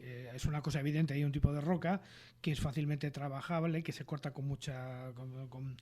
fácilmente, o sea, tú lo conoces. En Garcinarro, por ejemplo, hemos visto obras aparentemente ciclópeas, pero que son hechas con piedra arenisca, que es bastante fácil de trabajar. Pero con todo y con eso, el gran misterio no es a lo mejor el para qué hacer una ciudad donde meter a tanta gente, sino de dónde sacaron la idea para que ello no se les viniera abajo. Eso es Porque, como por lo de ejemplo, la famosa idea de Harvard de las geopolímeros para construir la pirámide de Egipto, que demostraron que con la arena y con el material que existe en el desierto se pueden fabricar piedras artificiales. Bueno, pues eso me da más miedo que el otro, porque la teoría más complicada del mundo. ¿Quién te enseñó a fabricar un geopolímero con la arena del desierto? La Charles MacGyver. Es decir, son cosas realmente muy complicadas. Era No, la teoría de Davidovich, que Exacto. incluso se encontraban sí, porque burbujas de encontraron aire y uñas y pelos. pelo, ¿no? Claro. Pelos, Entonces, y Harvard quiso solucionarlo de la peor manera posible, es decir, que lo hizo todavía más complicado. Dice, no, es que voy a hacer esto. Bueno, sí, a lo mejor tenían Einstein por ahí, pero es difícil. Hay algo más, hay una cosa más también muy importante, y es lo que habéis contado explica aparentemente racionalidad humana, es decir, el buscar lugares óptimos para hacer un trabajo a medida de lo que a ti te interesa. Pero aquí hay algo además especial y muy, muy llamativo. Y es que había una voluntad constructora de carácter general. O sea, es el fruto de una cultura enorme. Porque si no, no habría 200 ciudades como se pretende que hay. Es decir, habría 2 o 3. Claro. Es decir, aquí había una planificación a larga escala y en una profundidad y una distancia geográfica muy amplia. Lo cual quiere decir que alguien sabía que eso era bueno y que era útil por lo menos en esa zona durante un tiempo. Bien, y ahora viene la pregunta, porque estamos a 3 minutos de terminar el filandón. La pregunta para Quiniela: ¿quién? Vaya usted a saber. Los hititas tienen bastantes posibilidades. Lo que pasa es que si ya admitimos que son los hititas, desde luego nos cargamos todo lo que dicen los libros oficiales sobre Derinkuyu, Kaimakli, en fin, todas las ciudades subterráneas de la Capadocia, que siguen manteniendo R, que son los primeros cristianos los que aparte de todo, las construyen. la construcción esta megalítica de Hattusa, la capital en Imperio hitita, tal, no coincidía. Se parecía en todo caso, apuntaba un poco más a cosas como, no sé, como Micenas, Orinda, pero realmente, que además coincidían en la época, pero no tiene mucho que ver con alguien que se pusiera de repente a cavar ciudades en agujeros en el suelo. No, es una cosa muy extraña. No, se han encontrado relieves e inscripciones de la Edad de Bronce, entonces eso es lo preocupante. A partir de ahí ya podemos especular lo que quieras. Yo creo que hay un núcleo primigenio que se construyó en esa época, estamos hablando de esos famosos 8.000, entre los 8.000 y los 10.000 años, antes de Cristo, es decir, de una época muy clara donde se generan muchos mitos relacionados con diluvios, con Noés o con Upanistín, en fin, con todo el material mitológico que tenemos a nuestro alcance, y luego fueron reutilizadas posteriormente y posiblemente ampliadas. O sea, que te quiero decir que puede haber una clara sensación de protección en su momento, se protegían no con un enemigo, porque no habría enemigos en aquella época, pero sí por unas cuestiones climatológicas bastante adversas, y a partir de ahí hubo otro tipo de culturas menos los romanos. Curiosamente, se han encontrado de todo tipo de vestigios menos romanos, que las fueron reutilizando. Los últimos, evidentemente, no solo los cristianos, sino que pudieron llegar gente posterior que habilitó por lo menos ciertas zonas, porque cuando ellos querían escapar eran tan hábiles que tenían sistemas de drenaje en algunas salas y otras ponían como auténticas ruedas de molino que tapaban cualquier comunicación. Y que solo se abrían por un lado. Y solo salían por un lado, efectivamente. Entonces hay muchos lugares ahora que no se han podido explorar ni excavar sencillamente porque están derrumbados. Y de todas formas, estamos hablando, algunas de ellas, de 20 niveles.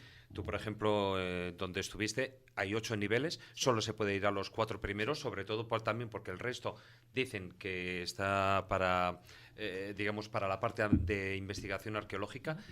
Pero no se tiene datos realmente de esos niveles inferiores. Claro, es decir, allí, quien dice que no puede haber personas enterradas, momias, etcétera, etcétera. Claro, y además con la complicación de que en realidad, siendo un sistema que se construye hacia la profundidad, los primeros estratos en realidad son los más antiguos, pero al mismo tiempo son los más visitados, los más pisados. Que todas las culturas han ido pasando por ellos, entonces están más deteriorados y es más difícil encontrar a su vez restos arqueológicos que nos hablen de los primeros, porque claro, ¿de qué nos sirve llegar al 19º estrato dentro de estas cuevas si posiblemente sea el más moderno?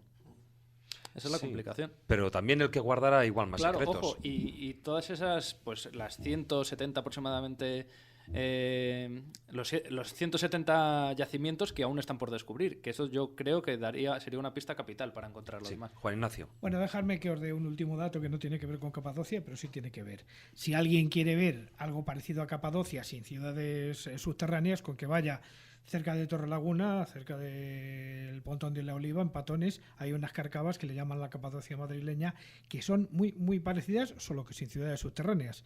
Y eso está cerquita. Bueno, pues al menos por hoy hemos acabado ese filandón y continuamos con otras de las secciones. ¿Sabes que la Corte de Castilla y León ha declarado el filandón bien de interés cultural?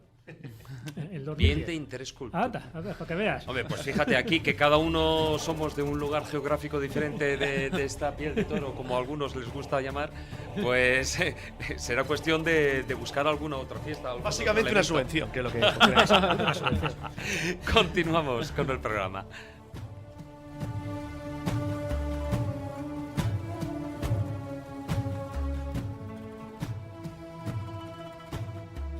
La escóbula de la brújula.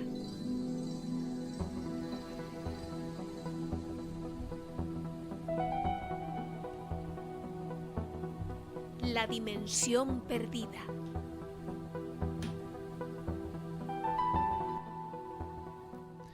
Y vamos a estrenar esta dimensión perdida en territorio turco, porque allí nos encontramos con varios objetos que desafían a la ciencia y a la arqueología menos heterodoxa. Se trata de objetos que, bien por sus características de construcción, bien por el material del que están hechos o por la información que de ellos se obtiene, se consideran que están ubicados fuera del tiempo. Son los conocidos como OPARs, objetos fuera del tiempo. Con total seguridad, el más conocido de ellos y del que más ríos de tinta ha provocado es el mapa de Piri Reis. Pero existen otros más, algunos de reciente descubrimiento que merecen la pena que les prestemos la misma atención. Empezaremos por la piedra de Toprakale. Tiene unos 3.000 años de antigüedad y fue encontrada en 1973 en las excavaciones de Toprakale. Se trata de una estatua de piedra de origen volcánico de 23 centímetros de largo por 9 de alto y unos 8 centímetros de ancho, que se conserva en el Museo Arqueológico Nacional de Estambul. Y lo más curioso, sin que nadie, hasta ahora, tenga la menor idea de cómo roturarla. El objeto parece representar una especie, una nave espacial con un piloto a los mandos. El personaje, que fue hallado sin cabeza desafortunadamente, permanece sentado en actitud de conducir ese aparente vehículo, ¿no? Tiene las rodillas y los brazos doblados y está vestido con una especie de traje que le cubre todo el cuerpo hasta el cuello, incluso con guantes y botas. El vehículo tiene una forma aerodinámica y en su parte trasera algo parecido a 3 motores incluidos en un motor mucho más grande. Ya con cierta imaginación hay quien afirma que se puede llegar a ver hasta una especie de tubos de respiración que se cortan a la altura del cuello, puesto que, como antes he comentado, pues le falta la parte superior de la cabeza. Pero bueno, otro objeto que podríamos considerar fuera del tiempo es el conocido como brazalete de obsidiana de Turquía. En el año 1990 se encontraron los restos de una pulsera de obsidiana en el yacimiento de Asikli Hoyuk. Este brazalete de obsidiana tiene un diámetro de 10 centímetros y una anchura de 3,3 centímetros y en su interior una banda en relieve en el centro de 7 milímetros de altura. Lo curioso es que su datación es de 7.500 años de antigüedad. Los primeros en estudiar el artefacto fueron un profesor del Departamento de Prehistoria de la Universidad de Estambul y un arqueólogo del Instituto Francés de Estudios Anatoliens en el año 2009. Lo sorprendente de esta pulsera es la simetría, la gran precisión de su curvatura, pero además la calidad del pulido de su superficie está a la altura del acabado de las modernas lentes telescópicas.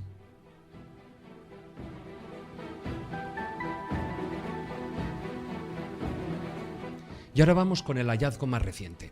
Tuvo lugar hace poco tiempo, en diciembre de 2011, durante las excavaciones en el distrito de Kisipelte, en la provincia suboriental de Mardin, en el suroeste de Turquía.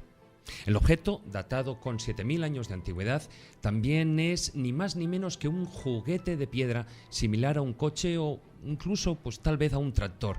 Posee 4 ruedas, algo absolutamente imposible a priori, ya que según los arqueólogos, la rueda fue inventada en Mesopotamia en el 5500 a.C. y llegó a Europa y Asia alrededor del 4000 a.C.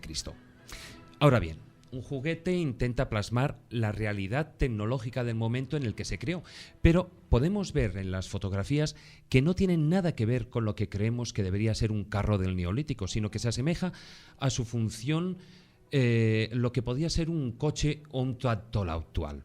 Algunos arqueólogos creen que podría haber sido utilizado como una funeraria, pero evidentemente su morfología desconcierta a cualquiera. El mismo director de Cultura y Turismo de Mardin aseguró que el carro es como una copia de los coches actuales. Junto a este desconcertante vehículo, también se encontraron en la zona muñecas y silbatos de piedra que curiosamente aún están en condiciones de funcionar. Todo ello hace pensar que tal vez la rueda se descubrió antes de lo que se pensaba en un principio. Este juguete vuelve a abrir el debate.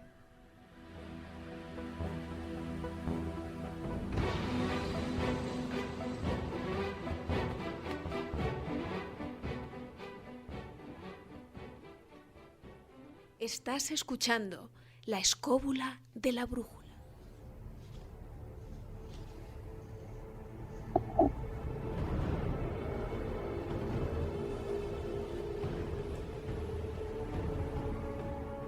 El destructor de mitos.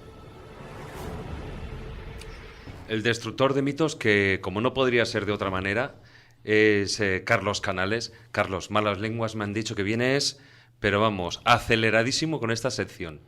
Bueno, no creas, lo que vengo es dispuesto a hacer que la gente, incluso cuando mire las cosas en internet, hombre, que mire más de una página. Y sobre todo vamos a intentar modesta y a pequeña escala, intentar acabar con algunas leyendas urbanas modernas que no por ser leyendas urbanas dejan de ser interesantes, de hecho lo son, sino que a mí me perturba y reconozco que casi ya hasta llega un extremo que me molesta la vagancia de la gente para buscar la verdad, cuando a veces la búsqueda de la verdad es mucho más interesante que el misterio en sí mismo.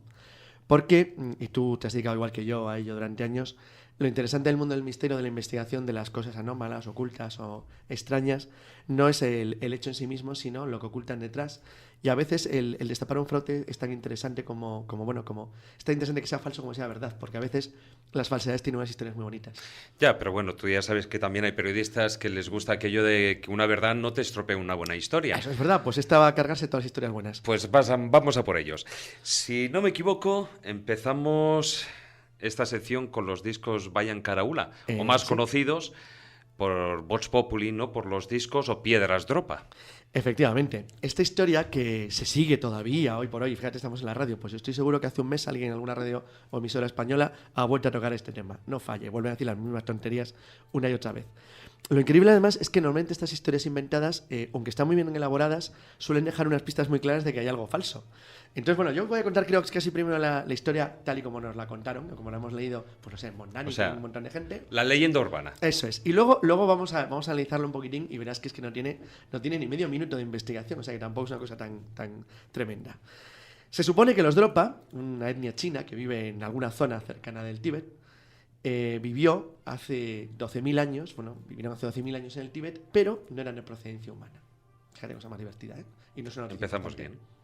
Y toda esta historia extraña tiene que ver con otro pueblo de etnia también tibetana, llamados Han, que viven en la misma zona y que tuvieron contacto con ellos. Bueno, ¿y cómo nace esto? Pues supuestamente en 1938, un profesor chino llamado Chiputei, fíjate qué nombre, Chiputei, que decía ser profesor de arqueología de la Universidad de Pekín, y sus estudiantes estaban haciendo una investigación en la región de Bayan Karaula, en el Tíbet, cuando se encontraron con una serie de pequeños esqueletos, como de 4 pies y 6 pulgadas, es decir, aproximadamente 1,38 m, muy bajitos, que parecían corresponder a lo que ellos identificaron con algún tipo de mono de montaña.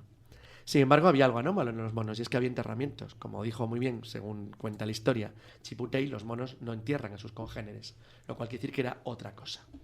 Junto a los cuerpos encontraron algo más, unos pequeños discos de entre 30 y 20 milímetros, es decir, que tenían agujeritos de 20 y 30 milímetros y que no tenían más allá de 30 centímetros, que parecían representar de manera grabada en la piedra, pues estrellas, la luna, media luna, es decir, elementos del firmamento conocido, normal, de la Tierra, así como las pequeñas inscripciones que de manera circular recorrían todo lo que sería la piedrecita, el disco de piedra, como si fuera el surco de un disco de los antiguos, un clásico disco de los de vinilo. Toda la vida, vinilo, efectivamente. Bueno, esto en principio, estas llamadas piedras Dropa fueron, se supone, enviadas a la Universidad de Pekín y ahí se guardaron durante 20 años. Hasta que, años después, en 1958, fueron investigados por otro doctor, Sun Un-Nui, que era también, se supone, de Pekín, que dijo que en cada surco, en realidad lo que había eran pequeños jeroglíficos de un origen y diseño desconocidos. No solo se quedó con eso, sino que el tío fue más allá y dijo claramente que lo que contaba era una historia del encuentro de los tales Dropa, los creadores de los discos de piedra, con una etnia de la zona que se llamaban los Han. Y aún más, dio un paso más y dijo que había conseguido descifrar el texto o contenido de uno de los discos, que decía que los Dropa habían venido con su nave hasta la Tierra y que allí se escondieron en las grutas y caballas del lugar para intentar protegerse de un entorno, de un lugar que no conocían. Los Han, que era la etnia del lugar, los vio, les parecieron muy extraños y a pesar de ciertos intentos de los Dropa por congraciarse con ellos o establecer algún tipo de amistad, pues la relación fue muy difícil. Según cuenta la misma leyenda, se hibridaron, o sea, crearon una especie de raza mixta con los Colohan, pero finalmente fueron exterminados por ellos porque les daban miedo o había un cierto rechazo por parte de los humanos de la zona. Una etnia descrita por el profesor Sun Un Nui también como muy pequeña, muy bajita y de huesos muy enclenques, que se supone que viviría aislada en esta remota zona del Tíbet.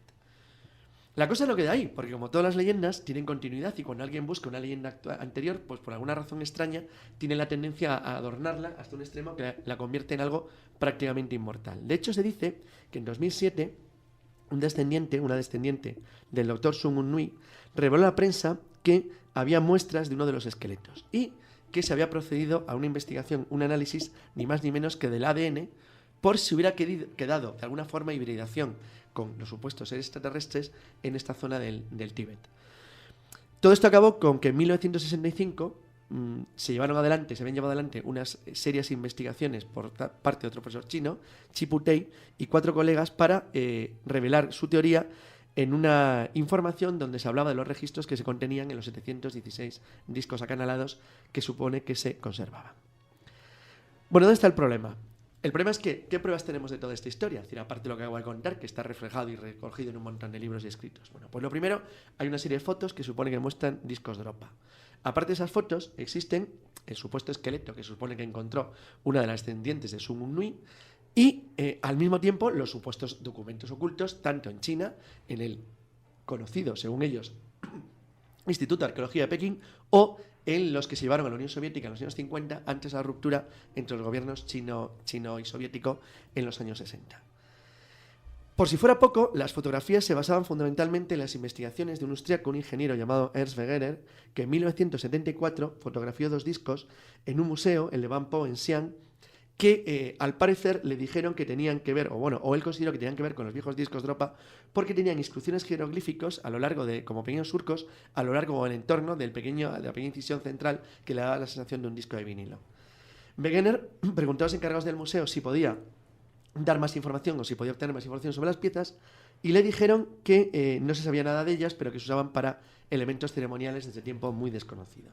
Lo que vio es que pesaban 1 kilo y medían curiosamente 30 centímetros, con lo cual Wegener hizo una nueva aportación para indicar que podía tratarse de los discos desaparecidos de Bayan Karaula.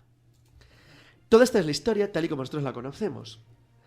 ¿Cuál es el problema en todo esto? El problema en todo esto es que cuando alguien se tiene que enfrentar a una investigación de este tipo, lo primero que tiene que hacer es ver si las fuentes son fuentes de verdad o son fuentes falsas, porque vale con decir, no, es que esto se publicó en la revista tal y en la revista cual y en la revista no sé qué. No. Esa revista existió, porque el chaval lo puedo inventar yo. Claro. Se publicó en Mortadelo en el año 1950. Entonces, y me quedo tan a gusto. Cuando me pregunta, ¿y esto? No, hombre, esto se publicó en Mortadelo en 1950. Bueno, pues en realidad esto se publicó por primera vez en una revista rusa, revista Digest, en 1963.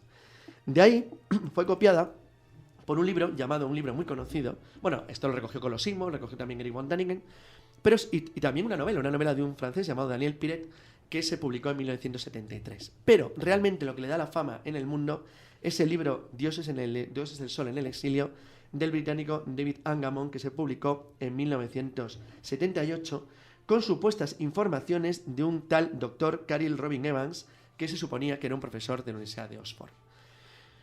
¿Cuál es el problema? Bueno, pues el problema básico es que no existe ningún profesor de la Universidad de Oxford que tenga ese nombre y que Angamon en realidad no es más que el nombre ficticio de un escritor británico que lo que hizo es escribir un libro pura y simplemente por la admiración que él tenía por Erich von Däniken, como él tal reconoció. Y que en realidad se lo había inventado todo, pero que por supuesto toda la historia que él contaba era absolutamente falsa.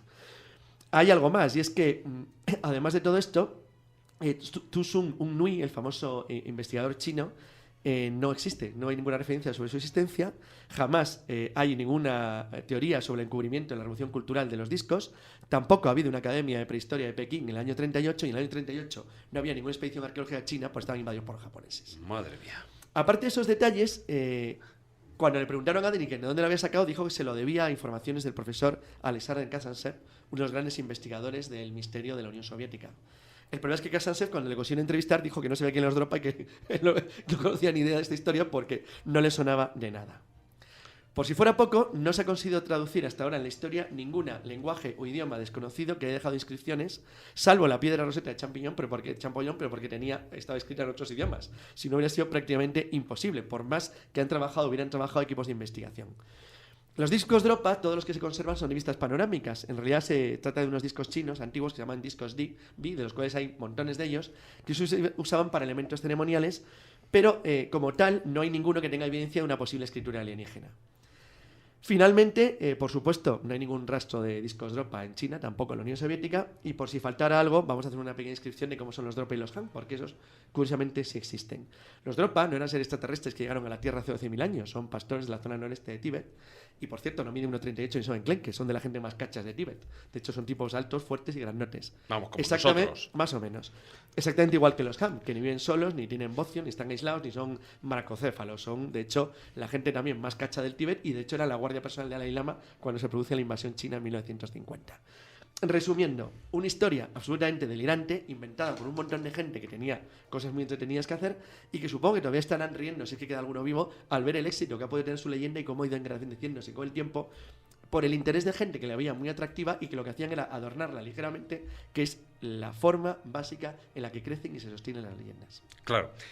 Con lo cual aquí tenemos varios errores y ya terminamos. Por una parte, me acabas de poner a von Däniken a la altura del betún. Bueno, Segunda, von Däniken mentía bastante, todo el mundo sabe, por cierto, Bueno, sí, la verdad es que hoy en día ya está tremendamente cuestionado. Me he Luego, dicho que el Agamben gran se llamaba en error, realidad David Gaimon, era un escritor conocido, pero no tiene nada que ver.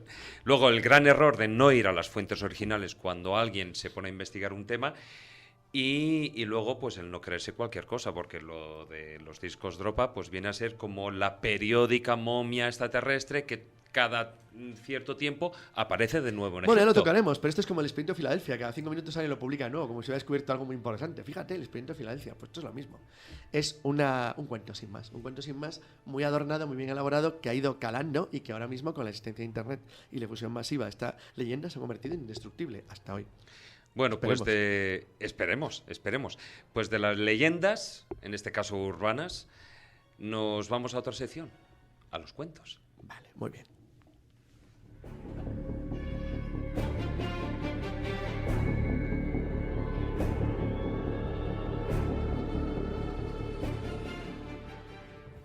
La escóbula de la brújula. Cuentos de Callejo.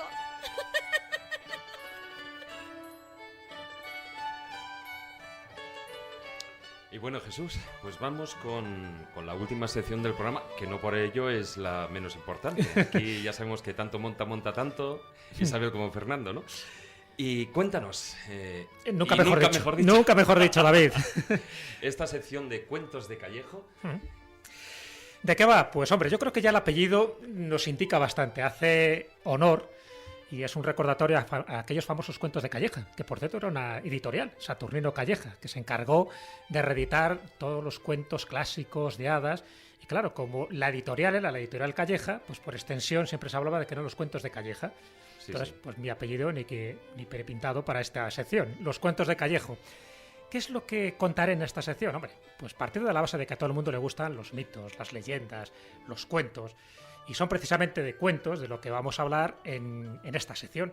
Cuentos budistas, hindúes, persas, cristianos, africanos, cuentos zen, cuentos rusos, cuentos de los nativos norteamericanos, cuentos sufi y hasta cuentos chinos. En fin, cuentos antiguos, cuentos modernos, tanto de Oriente como de Occidente, cuentos azules, rosas, morados, cuentos de la tradición popular, incluso también de la erudita. De todo tiene que haber en esta Villa del Señor. Cuentos que despiertan conciencias, que iluminan caminos, que pueden servir para nuestro desarrollo personal o espiritual, que nos proporcionan una chispa de reflexión o un momento de serenidad. Los cuentos son a veces, como tú bien sabes, David, pequeñas perlas de sabiduría comprimidas. Son algo más que cuentos, son cuentos universales que nos pertenecen a todos.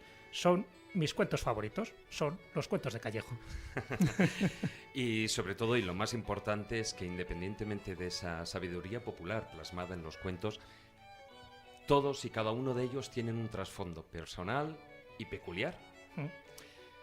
Claro, he intentado siempre elegir aquellos que transmiten algo. De hecho, todos tendrán una moraleja puesta por mí, porque la mayoría son cuentos de esa tradición popular, cuentos anónimos, que bueno, son relativamente fáciles de conseguir en determinadas antologías de cuentos, pero yo sí le quiero luego añadir esa pequeña moraleja, esa conclusión, eso que desde mi punto de vista me apetece contar y creo que puede servir a la gente, porque los cuentos son verdaderas herramientas de conocimiento, igual que pasa también con los juegos. Tan solo tenemos que saber mirar, tan solo tenemos que conocer las claves. Y claro, y hablando de Turquía, hablando de la Capadocia, de este programa al que le estamos dedicando pues a tanta información a un lugar mágico por excelencia, en Capadocia, ¿qué es lo que hay? Konya. Konya, evidentemente. En la cuna del sufismo. Hablar del sufismo es hablar de Rumi. Hablar de Rumi es hablar pues de esas personas que realmente consiguieron esas perlas de sabiduría para luego saber transmitirlas. ¿Y cómo las sabe transmitir? Pues a través de parábolas, a través de cuentos. Vamos a contar dos pequeños cuentos de esa tradición popular sufí. Uno referido al maestro Ejasi, que era un sabio sufí medieval, y otro a un personaje mítico, proverbial, llamado Nasruddin.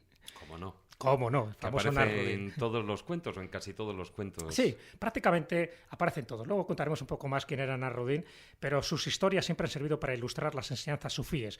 Representa siempre distintos oficios Nasruddin. De pronto es agricultor, padre, juez, comerciante, sabio, maestro y hasta tonto. ¿Por qué no? Y cada una de esas historias, siempre muy cortas, nos van a mostrar una enseñanza de esa rama mística que es el Islam, el sufismo, que nació en la Anatolia del siglo XIII de la mano del gran maestro Rumi. Rumi siempre está presente como gran maestro, como gran sabio que era. Así que, si te parece... ¿Vamos con el primero? Vamos con el primero.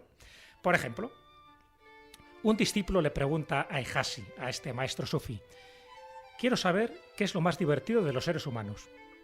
Ejasi le contesta: pues que piensan siempre al contrario. ¿Y eso?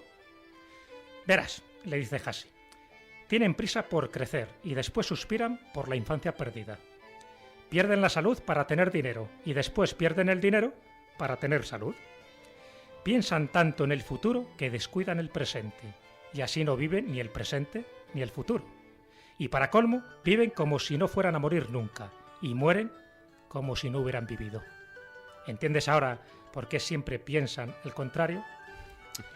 Moraleja. La moraleja, fíjate, no la voy a poner yo, la va a poner Rumi.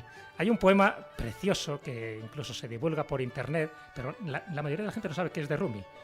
Y Rumi dice: baila como si nadie te estuviera mirando, ama como si nunca te hubieran herido, canta como si nadie te hubiera oído, trabaja como si no necesitases el dinero y vive como si el cielo estuviera en la tierra. En otras palabras, querido David, carpe diem. Exactamente, carpe diem. En todo momento me estaba viniendo esa famosa frase que, bueno, muchos conocimos con el Club de los Poetas Muertos, ¿no? Exacto. Esa fabulosa película. Y bueno, antes estamos hablando de Nasruddin. No me dejes en ascuas. Vamos a contar un pequeño cuento de Nasruddin, ¿no? Porque siempre está en toda esa tradición sufi. Pues mira, uno de estos breves cuentos dice lo siguiente. Nasruddin estaba mascullando algo entre dientes con cara de satisfacción. Un amigo le ve y le pregunta qué le pasa. Y dice Nasruddin: ese imbécil de Ahmed tiene la costumbre de pegarme unas tremendas palmadas en la espalda siempre que me ve. Pues bien, hoy me he puesto un cartucho de dinamita bajo la chaqueta y esta vez, cuando me dé la palmada, la explosión le va a arrancar el brazo. Por raro que parezca este pequeño cuento, hay gente que tiene muchos razonamientos ilógicos, como el que hace Nasruddin, porque hay tontos, muy tontos, y de lo más variado. Fíjate, dentro de nuestro folclore existe un personaje parecido, un labriego llamado Ambrosio, de la Sevilla del siglo XIX, que decidió que la agricultura no era para él, así que se hizo salteador de caminos. Se compró una simple carabina que se encasquillaba y que la mayoría de las veces no tenía ni pólvora, todo lo cual hacía que no se comiera una rosca en esto de atracar. Ambrosio no imponía respeto a nadie, nadie se dejaba asaltar, por lo que tuvo que volver a la antigua profesión de labriego. Eso sí, siempre maldijo a la carabina, que le echaba la culpa de todos sus males por no infundir ningún temor. De ahí quedó la frase la carabina de Ambrosio, que es una cosa que no sirve para nada. Moraleja, utilizando a nuestro Nasruddin particular que es Ambrosio. Ser tonto no es el mejor oficio, ni el más rentable, ni el más respetable. Pero ya se sabe, siguiendo a nuestro refranero popular, más vale el tonto en su casa que el listo en la ajena. Y por si acaso, es mejor quedarse callado y parecer un idiota que abrir la boca y despejar toda duda. Frase de Groucho Marx. Sí, bueno, pero la verdad es que la podían utilizar o podían pensar esa frase mucha gente antes de hablar. Sí, desde luego que sí. Bueno, pues muchas gracias, Jesús. Nada, un placer. Nos vamos con el cuento otra parte. Sí. Venga, hasta ahora.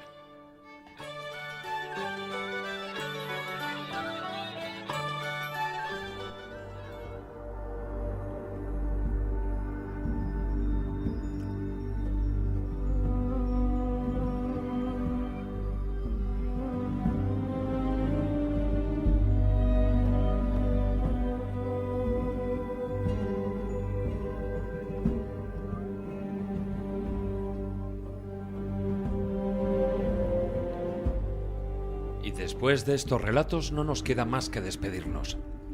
Y lo vamos a hacer con una cita a modo de pequeño homenaje a los templos del saber, esos lugares sagrados donde podemos encontrar al Dios de cada una de las religiones, donde podemos viajar hasta el confín del universo sin movernos de una silla, donde saciar nuestras dudas y nuestra sed de conocimientos, donde hallaremos respuesta a casi todas nuestras preguntas, donde entender el pasado y conocer nuestra historia, donde alimentar nuestra alma con poesía y prosa. Esos templos del saber, esas fuentes de conocimiento, donde ricos y pobres podemos beber por igual, no son otras que las bibliotecas. Como apuntaba Jacques Bossuet, historiador e intelectual francés del siglo XVII, en Egipto, a las bibliotecas se las llamaban el tesoro de los remedios del alma. En efecto, curábase en ellas de la ignorancia, la más peligrosa de las enfermedades y el origen de todas las demás.